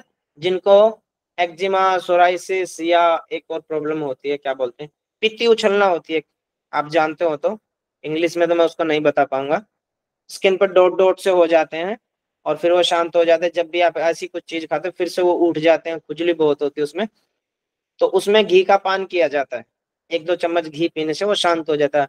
जैसे आप उनको दही दे सकते हैं, पर दही खट्टी होती है, ताजा ताजा हो और खट्टी ना हो, वो दही आपका काम करेगी। अगर खट्टी दही है तो फिर वो पित्त को बढ़ा देगी, क्योंकि हमने ऊपर पढ़ा था क्षारीय चीजों का सेवन नहीं करना उसमें। स्निग्ध, चिकनी और सौम्य पदार्थों का सेवन करना। घृत कुमारी का रस आता है, अंकुरित अन्न है, सलाद है, दलिया आदि का सेवन करने से पित्त हमारा शांत हो जाता है।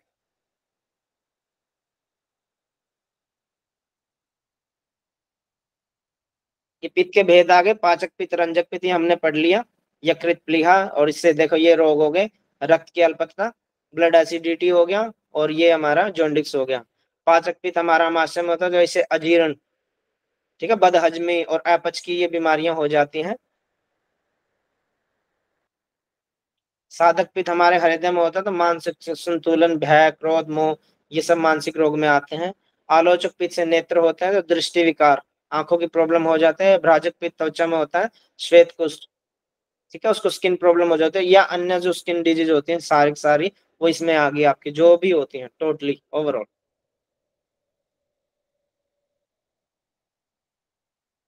फिर पढ़ते हैं हम कफ क्या होता है। हमने वात पढ़ लिया, पित्त पढ़ लिया। केन जलेन फलति निष्पद्यते इति कफ, अर्थात जो जल से उत्पन्न पड़ता है होता है। हमने ऊपर पढ़ा था वात किससे बनता है, पित्त किससे बनता है, और कफ किन से बनता है, तो उसमें जल और पृथ्वी था कफ का। जो जल से उत्पन्न होता है उसे कफ कहते हैं, ठीक है। केन जलेन फलति निष्पद्यते इति कफ है, जो जल से उत्पन्न होता है उसको कफ बोलते हैं। कफ का ही दूसरा नाम श्लेष्मा है, इसी को म्यूकस भी बोलते हैं, कार्टिलेज भी आप इसी को ही बोल सकते हैं, ठीक है। श्लेष्यति इति श्लेष्मा, अर्थात जो संयोग करता है या संश्लेषण करता है वह श्लेष्मा है। कफ शरीर का पोषण करता है, शरीर का पोषण ना तो वात करता है ना पित्त करता है, कफ करता है, ठीक है। शरीर को स्निग्धता, चिकनाहट और गीलापन प्रदान करता है, क्योंकि ये खुद जल से बना है तो इसके कार्य भी वही होंगे। संधियों को आपस में मिलाने का जो कार्य है वो भी कफ का ही होता है, जो दो बोन्स के बीच में जो भी वर्क होता है वो कफ से होता है। शरीर की वृद्धि करता है, हमारी जो हाइट निकलती है और जो बॉडी की ग्रोथ होती है तो वो कफ से होती है। ये अलग वर्ड आ गया, पीछे हमने पित्त में पढ़ा था वो सुंदरता का, यहाँ पे हमारी बॉडी की जो ग्रोथ होती है वो कफ से होती है, ना वात से होगी ना पित्त से होगी, इसका आप ध्यान रखना, ठीक है। Yes no? Yes, sir. Yes Yes, sir. ये अलग अलग चीजें जो मेन बता रहा हूँ, बाकी तो आप समझ जाएंगे, पर ये जब यूनिक दे जाएंगे ना, जैसे बॉडी ग्रोथ किस दोष से होती है, तो वहां आप कंफ्यूज हो जाएंगे। वैसे तो अब ये सभी में मोस्टली सेम ही है, उसमें उत्साह बढ़ गया, उसमें कम हो गया, अधिकता होगी, ये होगा, ये सब चलता है, नींद की कमी आ गई, पर ये मेन पॉइंट है, इन्हीं को हाईलाइट किया जाएगा। बल्कि अधिकता होती है, कफ जब हमारा बैलेंस रहता है तो हमारे अंदर पावर आती है, हमारे अंदर ऊर्जा इकट्ठी होती है, ठीक है। शरीर में काम शक्ति की वृद्धि होती है, किसके कारण? कफ के कारण। जो हमारी काम वासना होती है उसकी वृद्धि होती है, और शरीर में अधिकता होती है, बल की अधिकता होती है। शरीर में उत्साह बढ़ता है, शरीर के घाव जल्दी बढ़ते हैं। जिस व्यक्ति का कफ सही होगा उसको जरा सी भी कोई चोट वोट लगी तो वो अपने आप जल्दी ठीक हो जाएगी, बजाय पित्त के और वात के। शरीर की जो हमारी रोग प्रतिरोध क्षमता है वो अधिक होती है, वो जो हमारी क्या बोलते हैं रोग प्रतिरोधक क्षमता को, immunity, immunity. Yes sir, yes sir. Immunity हमारी अच्छी होगी तभी तो हमारे जो घाव है वो जल्दी भरेंगे, तो हमारी इम्यूनिटी है वो अधिक होती है। अगर हमारा कफ सही है तो, अगर इम्बैलेंस है तो नहीं, फिर वो डिजीज में काउंट होगा हमारा। शरीर में मानसिक और शारीरिक क्षमता अधिक होती है, सोचने समझने की जो हमारी कैपेसिटी है वो और ज्यादा बढ़ जाती है। हम ऐसे नहीं किसी की सुनी सुनाई बातों में विश्वास कर लेंगे, या हमारे सामने कोई ऐसी प्रॉब्लम फेस होगी हम उसमें हड़बड़ा गए, नहीं, हम रुकेंगे, शांत होकर उस पर विचार करेंगे, हमारे अंदर की भावना क्या कह रही है, फिर हम उस पर वर्क करते हैं। कफ प्रकृति वाला व्यक्ति क्षमावान होता है, माफ करने वाला होता है, धैर्यवान होता है, उसमें पेशेंस होती है, ज्ञानवान होता है, ठीक है, विवेकवान होता है, मानसिक स्टेबिलिटी होती है उसकी माइंड की, आदि सभी कार्य कफ के अधीन होते हैं। इसीलिए कहा गया है कफ से कितने प्रकार के रोग होते हैं?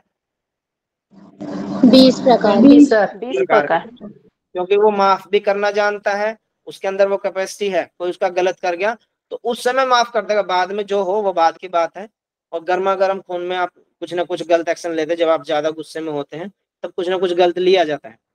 धैर्यवान भी होता है, वो पेशेंस होती है उसके अंदर, वो टाइम टेकन होता है, ठीक है। ज्ञानवान होता है, ज्ञान उसके अंदर ज्यादा होता है। विवेकवान होता है, सोचने समझने की शक्ति उसकी, करना चाहिए ना करना चाहिए ऐसा नहीं कि उठाया और कर दिया बाद में देखेंगे जो भी होगा, वो नहीं होता उसके अंदर। वात की रुक्षता, पित्त की गर्मी बढ़ जाए, जब वात भी बढ़ जाए, ठीक है, और पित्त भी बढ़ जाए, तब कफ से ही स्वास्थ्य की रक्षा की जाती है। जब आपका वात भी बढ़ गया और पित्त भी बढ़ गया, फिर क्या करें? तो वो चीजें खाइए, आप उन चीजों का सेवन करिए जिनसे आपका कफ बढ़े, ठीक है। तो कफ ही है जो उसके स्वास्थ्य की रक्षा करता है। नींद का प्रमुख कारण कफ की उपस्थिति में तमोभाव से ही होता है। हमारी जो नींद आती है वो कफ की वजह से आती है, कफ बढ़ जाता है, और खाने के बाद कफ बढ़ता है, और बचपन में कफ बढ़ता है, हमारा बाल्यावस्था जो हमारी होती है, ठीक है, चाइल्डहुड, उसमें सभी का बढ़ता है। जैसे हमने पित्त देखा था, जैसे वात देखा था कि बारिश के दिनों में वात सबका ही बढ़ता है, ऐसे जो होता है नींद का जो प्रमुख कारण है वो कफ होता है। कफ की वजह से नींद आती है, इसलिए कफ का होना भी जरूरी है।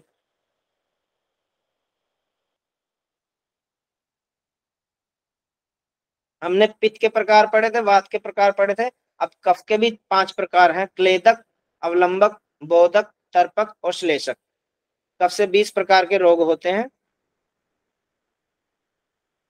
कफ के गुण होते हैं: भारी होता है, ठंडा होता है, मुलायम होता है, ऑयली होता है, मीठा होता है, चिपचिपा होता है, और मन क्लीन गीला होता है। ये इसके स्वाभाविक गुण हैं। इसका रंग सफेद होता है और इसका टेस्ट जो होता है मीठा होता है। जब ये बढ़ जाता है तब ये ग्रीन येलो टाइप से हो जाता है, और इसका टेस्ट भी थोड़ा सा अलग हो जाता है।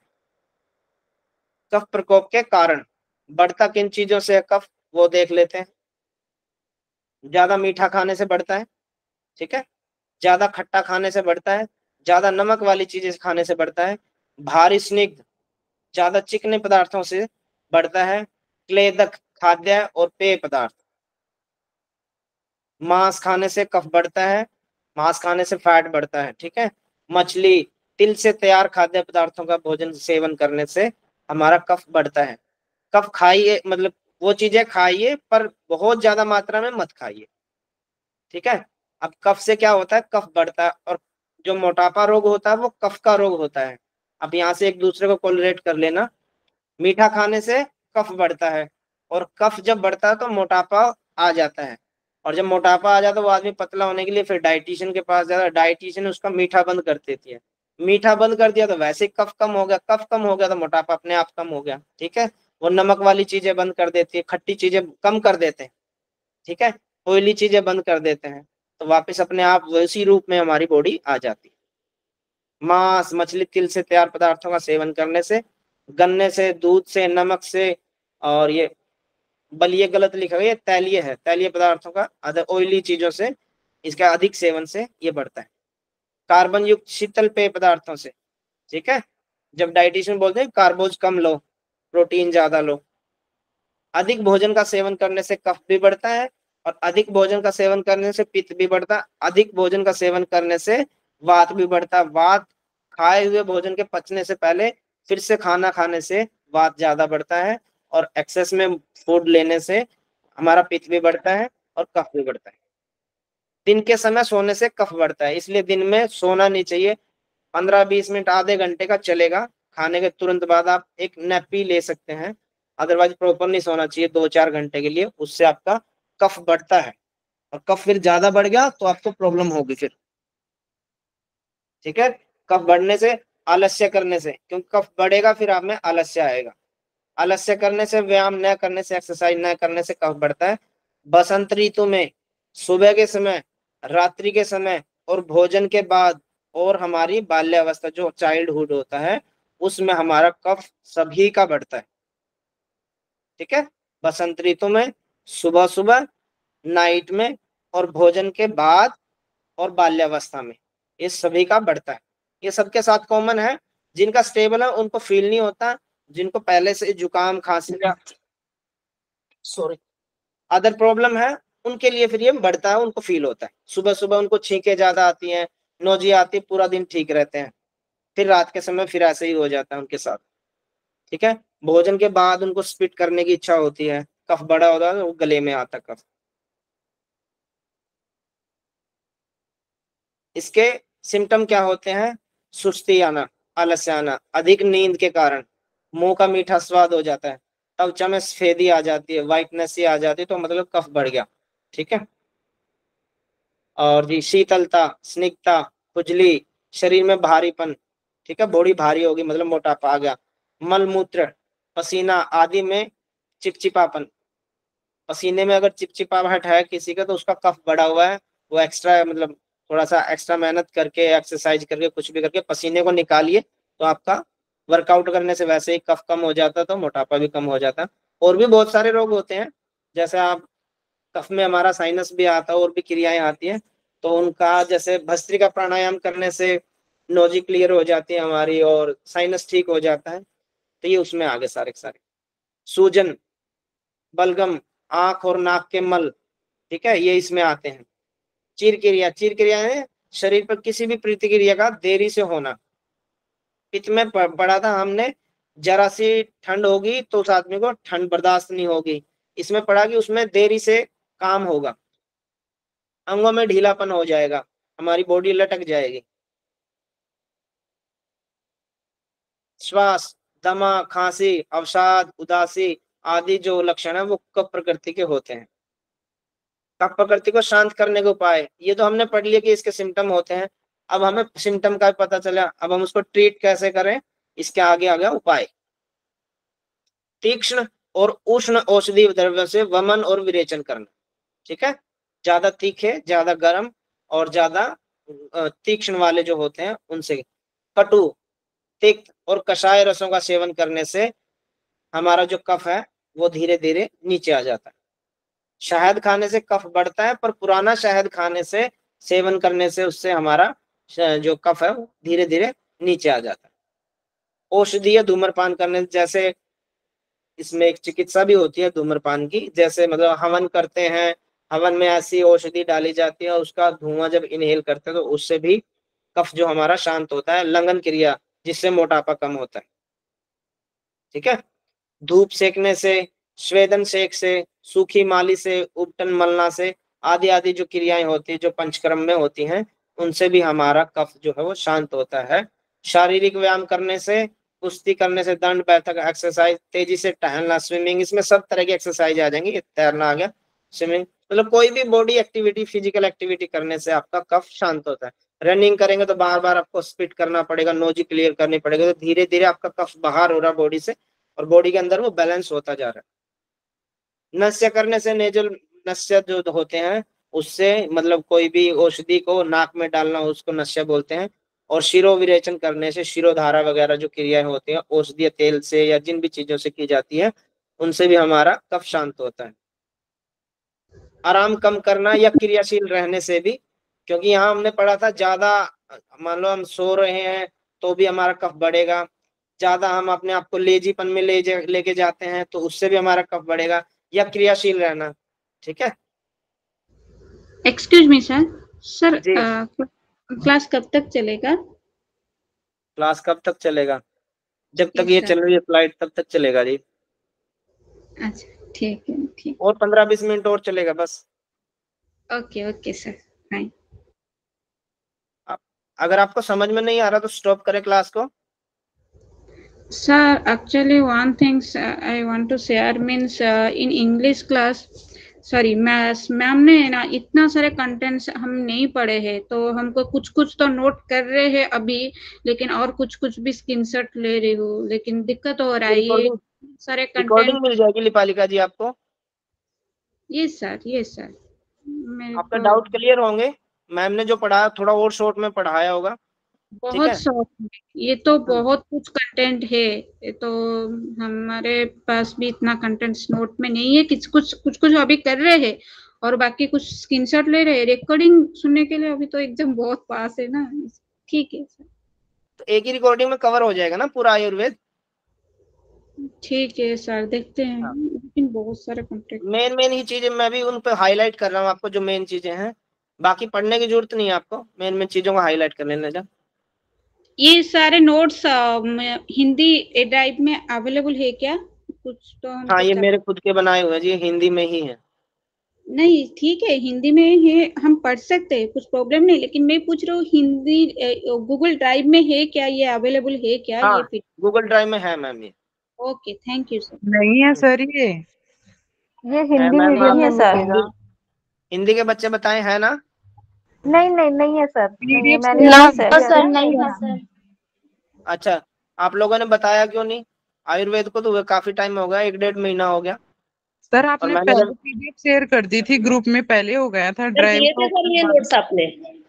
चलिए मैं आज भिजवा देता हूँ, अब छोड़िए उन बातों को। ठीक है, ओके सर, थैंक यू आज सर। अपलोड हो जाएगी, अभी मैं क्लास के बाद पढ़ूंगा। ज्यादा चिंता करने से, शोकग्रस्त होने से, मतलब ज्यादा आप किसी के उसमें बिल्कुल विचारों में डूब गए हैं, शोक रहने से भी कफ बढ़ता है, इसलिए चिंता व शोक से दूर रहें।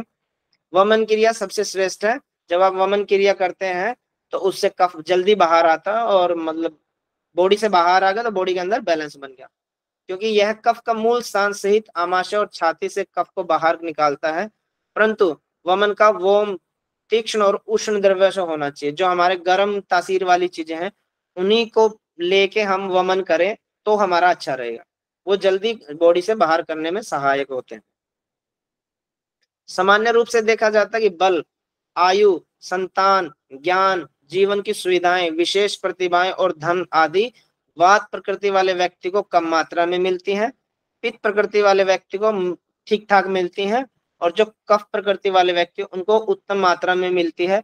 तो यहाँ से भी देख सकते हैं आप, सबसे धनवान कौन होता है, देखो बल, सबसे बलशाली उत्तम मात्रा में किसको मिलती है, कफ प्रकृति वाले को। और हमने पढ़ा था कफ प्रकृति वाले को 20 प्रकार के रोग होते हैं। ठीक है, इससे 40 होते हैं, इससे 80 होते हैं। तो सबसे जो अधिक बलशाली होगा, ज्यादा एज वाला होगा, आरोग्य होगा, कम से कम बीमारियां उसको जकड़ेंगी, उसको संतान का सुख भी अच्छा प्राप्त होगा, अच्छी संतान प्राप्त होगी, उसको संतान ज्ञान, जीवन की सुविधाएं जो है, क्योंकि वो कम बीमार होगा तो ज्यादा से अपना वर्क कर पाएगा जो भी है उसका, और वो अपना अच्छा सुख सुविधाओं का यूज भी कर पाएगा, अपना भी पाएगा उनको। और विशेष प्रतिभाएं जो होती है आदि और धन आदि की जो प्राप्ति होती है वो कफ प्रकृति वाले व्यक्ति को ज्यादा होती है। तो यहाँ से क्वेश्चन बनता है, सबसे कम बीमार कौन बनता है, ठीक है, सबसे बलशाली किस प्रकृति वाला व्यक्ति होता है, या सबसे दीर्घायु व्यक्ति किस प्रकृति वाला होता है। तो यहाँ से आप क्वेश्चन को आप निकाल लेना। अब हमने पढ़ लिया, वात भी पढ़ लिया, पित्त भी पढ़ लिया, कफ भी पढ़ लिया। अब पढ़ते हैं कि हमें कैसे पता चले कि हमारी प्रकृति कैसी है। ठीक है, प्रतिक्रमण नियमन किसी व्यक्ति की शारीरिक बनावट, स्वभाव, चारित्रिक विशेषता आदि को देखकर नहीं किया जाता, उसके फिजिकल किसी को भी सामने खड़े करके ऐसे नहीं पता चलता, कुछ कुछ पता चल जाता है। आयुर्वेद के अनुसार इस प्रकृति का निर्धारण जन्म से पहले ही हो जाता है। कल आपने वो योग दर्शन पढ़ा था ना, उसमें था कार्य कारण सिद्धांत था। तो ये जब जन्म से पहले ही हो जाता है, जब शुक्राणु और अंडाणु के संयोग के समय, उनके समय, ठीक है, जो दोष विद्यमान होते हैं या मम्मी में या पापा में जो होते हैं, उन्हीं के आधार पर बच्चे के शरीर की बनावट, उसके स्वभाव, उसकी मानसिक क्या सोच समझ क्या होगी, और उसके चारित्रिक गुणों का विकास होता है। या तो मम्मी के ले लेगा या पापा के, दादा नाना नानी किसी के भी आ सकते हैं। तो जब वो संयोग बनता है उसी समय निर्धारित हो जाता है, वो शुक्राणु और अंडाणु पे डिपेंड होता है। हम उनको बाद में बदल सकते हैं, वो हम भी आगे पढ़ेंगे अभी। इन गुणों और विशेषताओं को ही आयुर्वेद में प्रकृति कहा गया है। महर्षि चरक के अनुसार 7 प्रकार की प्रकृति होती है। ठीक है, 3 प्रकार की हमने पढ़ ली, वात पित्त कफ। अब इसमें आ गया योग वाहिता बन जाती है, वात पित्त वाली, पित्त कफ वाली, कफ वात वाली। ये हमारे सामान्यतः सभी में होती हैं, जो 6 की 6 है। किसी में अकेला वात होता है, किसी में पित्त होता है, प्रधान होते सभी हैं। किसी के अंदर वात ज्यादा होगा, पित्त और कफ कम होंगे, किसी में पित्त ज्यादा होगा। तो 6 जो हमारी ये 6 प्रकृतियां, यहाँ तक ये सबकी सेम होती हैं। किसी में कम हो जाती, किसी में, मतलब जनरली आप में, मेरे में, और जो सामान्य जनजीव है उनमें सब में ये होती हैं। पर जो लास्ट की है सम प्रकृति, ये किसी श्रेष्ठ योगी में होती है, महापुरुषों में होती है। और इसको समीपातज भी बोला जाता है। यहाँ से क्वेश्चन आता है, समीपातज प्रकृति किस व्यक्ति की होती है? ठीक है, वात प्रकृति वाले की, पित्त वाले की, ऐसे लिया जाएगा और नीचे श्रेष्ठ योगी दिया जाएगा। ये आपसे पूछा जाएगा श्रेष्ठ योगी की प्रकृति कैसी होती है, वात पित्त, पित्त कफ समीपातज, ऐसे कुछ दिया जाएगा। ये मेन क्वेश्चन है, इसको आप याद रखें।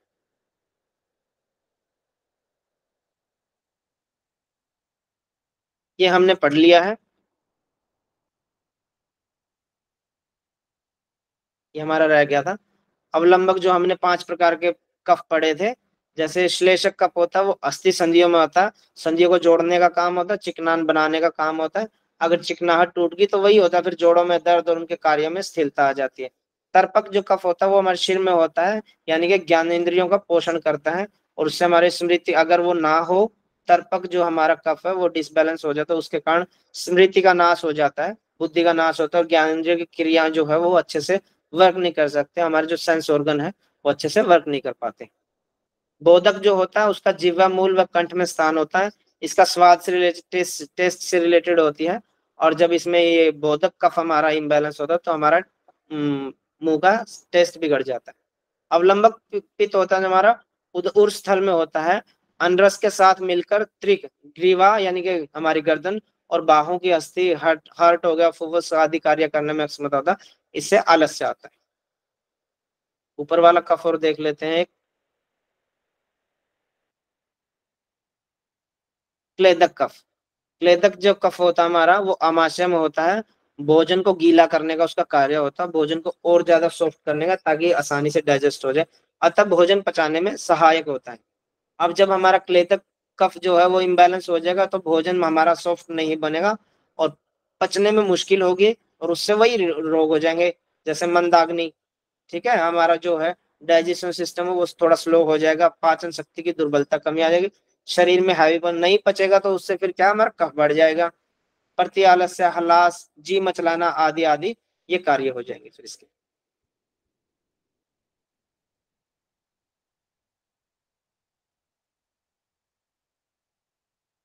और 10 मिनट आप वेट करिए बस। ये हमने पढ़ लिया था, वात पित्त कफ का कहाँ कहाँ स्थान होता है।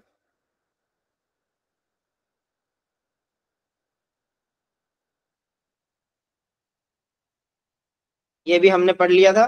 5 प्राण होते हैं, इनके तत्व होते हैं वायु, आकाश, अग्नि, जल, पृथ्वी। यहाँ थोड़ा सा अलग किया गया, उदान वायु सबसे ऊपर आएगा ना, मैंने पूछा था आपसे।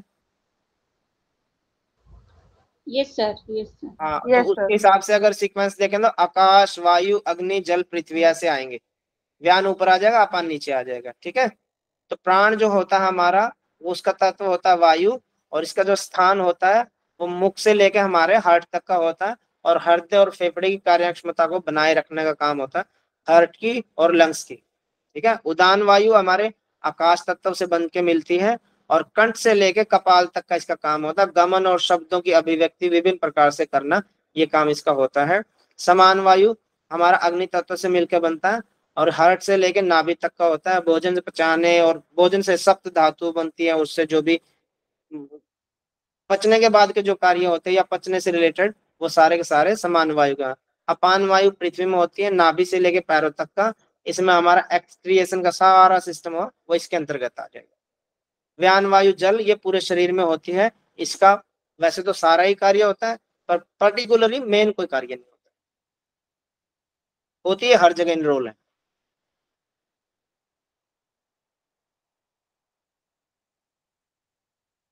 ये भी बहुत इंपॉर्टेंट है, और ये आपने उपनिषदों में पढ़ा होगा, हठ प्रदीपिका में, घेरण संहिता में, कहीं ना कहीं आपने पढ़ा होगा।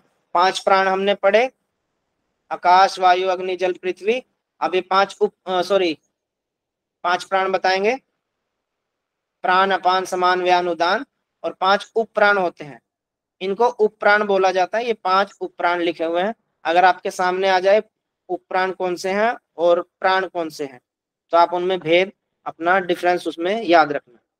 ये होते हैं नाग, यहाँ भी चेंज है थोड़ा, नाग कुर्म, कुर्म आएगा ऊपर, फिर कृकल, फिर देवदत्त, धनंजय, ये उसके हिसाब से लिखे जो बॉडी के हिसाब से बनाए गए हैं। नाग का जो होता है ये वायु तत्व से मिलके बनता है, मुख से लेकर हृदय तक का इसका स्थान होता है, और इसमें डकार, बप्स आना और हिचकी आना, ये इसका कार्य होता है। जो हमारी बप्स आती है और हिचकियां आती है वो नाग प्राण के कारण आती है। ठीक है। ट्रेकल का जो तत्व है वो अग्नि से मिलके बनता है, कंठ से लेके कपाल तक का इसका होता है, और इसमें भूख व प्यास जो लगती है वो हमें क्रिकल के कारण लगती है। यहाँ से क्वेश्चन आता है कि आपको दे देंगे पलकों का झपकना किस प्राण का, उप प्राण का कार्य है, तो आपको बताना पड़ेगा कूर्म प्राण का। ठीक है। कूर्म से क्या कार्य होता है, कूर्म प्राण का कार्य क्या होता है, या देवदत्त प्राण का क्या कार्य होता है, तो अंगड़ाई और छींक आना। ठीक है, ये आने भी जरूरी है। धनंजय जो होता है ये संपूर्ण शरीर में होता है, जल से मिलकर बनना, मरने के पश्चात भी शरीर की कांति को कुछ अवधि तक बनाए रखना या शरीर में उभार लाना। ठीक है, तो ये इनके कार्य होते हैं, ये इनके स्थान होते हैं, इनसे मिलके बनते और ये उपप्राण होते हैं। नाग, कूर्म, कृकल, देवदत्त, धनंजय, इनकी सीक्वेंस ऐसे होती है। कूर्म दूसरे नंबर पे आ जाए, कृकल तीसरे नंबर पे। ठीक है, ये आप याद रखना, यहाँ से क्वेश्चन पक्का बनता है।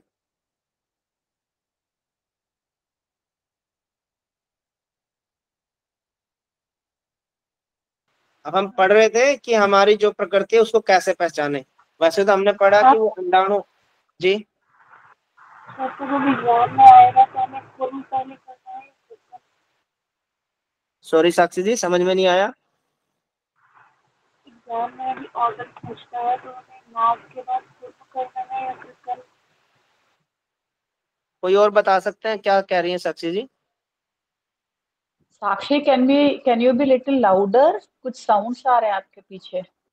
नाग, कूर्म, कृकल, मतलब कृकल ना बाद में, कूर्म पहले। मेरी तरफ से साउंड आ रही है क्या आपको कोई और? नहीं सर, नहीं आ आपका रही। मैं नहीं ये सर। पूछ रही, साक्षी ये नो। पूछ रही है कि अगर हाँ, क्वेश्चन आएगा तो इसमें नाग में के बाद कुर्म बताना है या क्रिकल बताना है? नाग के बाद कूर्म आएगा ना, नाग के बाद कूर्म आएगा, कूर्म के बाद कृकल आएगा, फिर देवदत्त, फिर धनंजय। तीसरे नंबर को दूसरे नंबर पे लेके आना, दूसरे को तीसरे पे लेके जाना। ठीक है, सीक्वेंस ऐसे बनेगी, ये बॉडी के हिसाब से बनाए गए हैं। देखो मुख से हार्ट का तक का आ गया, ठीक है, फिर ये कंठ से कपाल तक का, ये उल्टे कर दिया ना, तो पहले मुंह हो गया, मुंह के बाद कंठ आएगा, कंठ के बाद फिर ये पलकें आ गई, फिर नासिका आ गई, ऐसे ये कंठ से लेकर कपाल तक का। इसमें चेंज किया गया थोड़ा, नाग, कूर्म, कृकल, देवदत्त, धनंजय ऐसे आएंगे।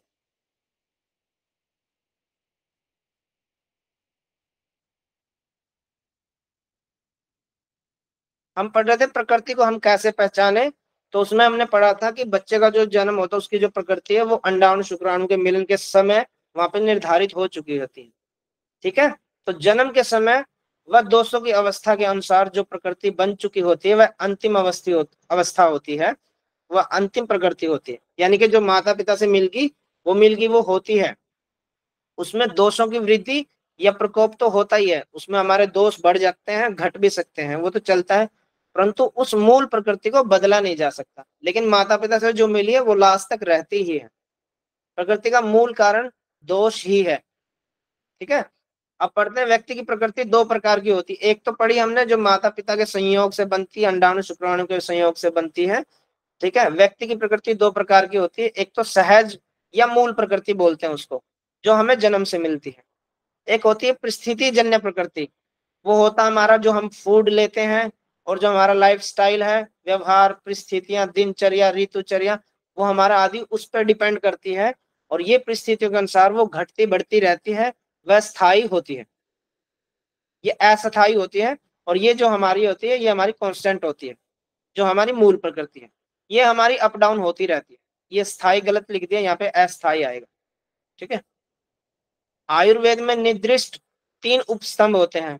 हमने पीछे पढ़ा था जब स्टार्टिंग में, आयुर्वेद के 3 स्तंभ होते हैं, त्रिदोष, ठीक है, वात पित्त और कफ, उनको 3 स्तंभ बोलते हैं। आयुर्वेद में आपसे क्वेश्चन आएगा आयुर्वेद के स्तंभ 3 स्तंभ कौन से हैं, तो वहां आएगा वात पित्त और कफ। अगर आ जाए आयुर्वेद के 3 उपस्तंभ कौन से हैं, तब आपने देना है, वो यहाँ पढ़ रहे हैं हम, क्या है वो। आयुर्वेद के अनुसार शरीर रूपी भवन जो है, शरीर बॉडी रूपी जो हमारा हमारा जो है, जो हमारा घर है, उसमें 5 महाभूतों के मिश्रण वाले 5 महाभूत हैं, उनसे जो मिलके बने हैं 3 तत्व वाले वात पित्त कफ से बना है। लेकिन शरीर रूपी इस भवन को सुंदर और सुदृढ़ स्वस्थ बनाए रखने के लिए आयुर्वेद में इसके 3 उपस्तंभ भी बताए गए हैं। पहला है आहार, दूसरा है निद्रा, और तीसरा है हमारा ब्रह्मचर्य, जो हम खाना पीना खा पी रहे हैं, फूड हो गया हमारा इसके अंदर। तीसरा, सेकंड होगा हमारा स्लीप, और तीसरा होगा हमारा ब्रह्मचर्य। ये हमारे उपस्तंभ है। यहाँ से भी क्वेश्चन आता है, आपको कंफ्यूज करने के लिए दिया जाएगा, या तो पूछा जाएगा आयुर्वेद के आधार स्तंभ क्या है या उपस्तंभ क्या है, तो यहाँ कंफ्यूज नहीं होना आपने।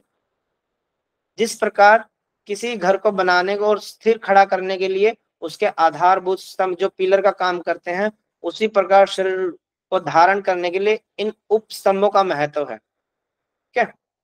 जैसे मान लो वात पित्त जो हमारे वो मेन पिलर हो गए, और ये हमारे को पिलर हो गए।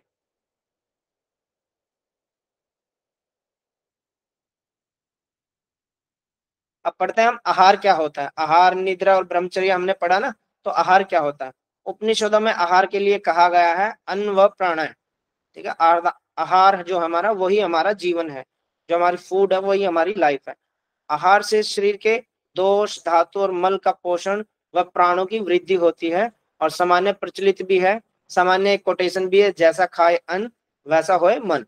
तो अन्न जो हमारा वो सबसे मेन है, ठीक है। और अन्न के बारे में आपने जितने भी टेक्स्ट पढ़ेंगे उसमें सभी में लिखा होगा सात्विक अन्न खाना चाहिए। क्या हमारे साधक तत्व में उनमें भी था ना, कुछ हमारे अवरोधक होते हैं, कुछ सहायक होते हैं, क्या खाना चाहिए क्या नहीं खाना चाहिए, ठीक है, खाद्य पदार्थों में आता है। अटप्रदीपिका में गहन संहिता में हमने पढ़ा था। अर्थात आधार का संबंध सीधा हमारी इंद्रियां व मन से है। यहाँ लिखा ना, जैसा खाए अन्न वैसा होए अन्न मन। ऋषि चरक के अनुसार, ऋषि चरक ने पूछा था कि कौन व्यक्ति स्वस्थ रहता है। हमने पीछे स्वस्थ की परिभाषा पढ़ी थी कि जो वात पित्त और जो कफ है जिसके सम अवस्था में है, वो उसका वो आरोग्यता है, और इनमें जब इम्बैलेंस हो जाती है तो उसको रोग बोलते हैं। चरक ऋषि के अनुसार हमने ये पढ़ा था। और सुश्रुत ऋषि के अनुसार पढ़ा था हमने सम दोष समाग निश्चय सम धातु मलक्रिय प्रसन्न आत्मीय इंद्रिय मन स्वस्थ यदि विदिते। यहाँ ऋषि वाग्भट जो कहते हैं वो कहते हैं हितमुख, मितमुख और ऋतमुख, ठीक है। तो जिसके अंदर ये तीनों गुण होते हैं वो व्यक्ति स्वस्थ होता है। हितमुख देखते हैं क्या होता है। हितमुख होता है प्रकृति अनुसार हितकारी भोजन, जो हमारी प्रकृति शरीर की, मान लो मेरी प्रकृति वात की है या पित्त की है या कफ की है। मान लो मेरी कफ की प्रकृति है तो मुझे ज्यादा कफ वाली चीजें नहीं लेना चाहिए, क्योंकि ऑलरेडी कफ मेरी बॉडी के अंदर है, और मैं उससे रिलेटेड अगर और खाऊं तो मेरा कफ बढ़ जाएगा, ठीक है।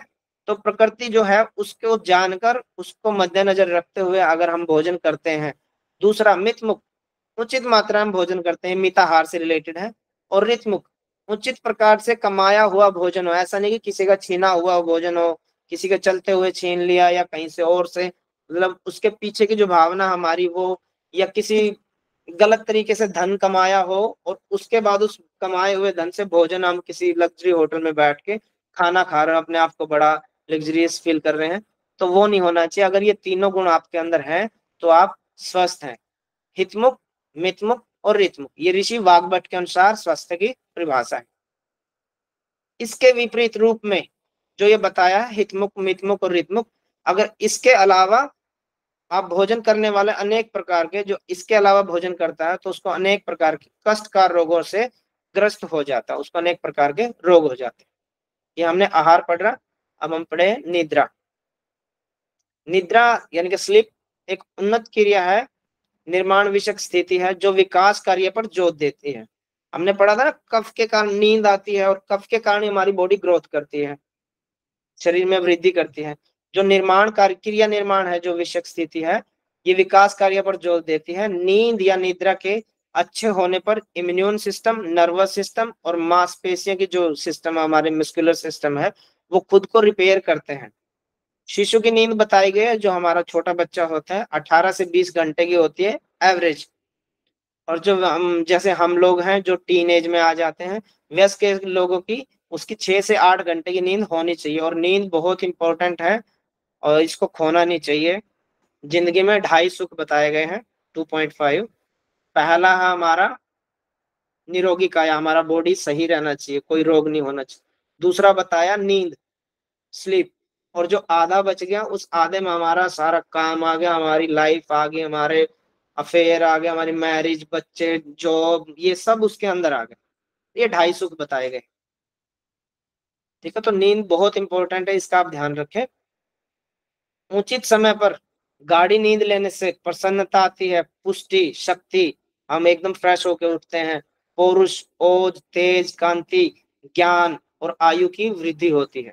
ठीक है, इसके विपरीत नींद न आने के कारण मनुष्य कमजोर बनता है, दुबला पतला बनता है, निस्तेज, नपुंसक बन जाता है, जड़ बुद्धि बन जाता है और मानसिक रूप से दुखी व चिड़चिड़ा हो जाता है।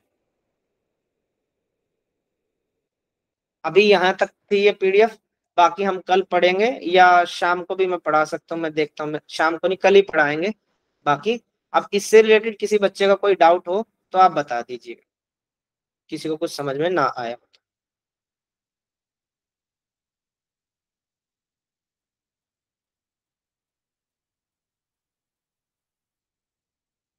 थोड़ा सा फास्ट कराया मैंने क्योंकि टाइम की लिमिट थी, आपके आगे भी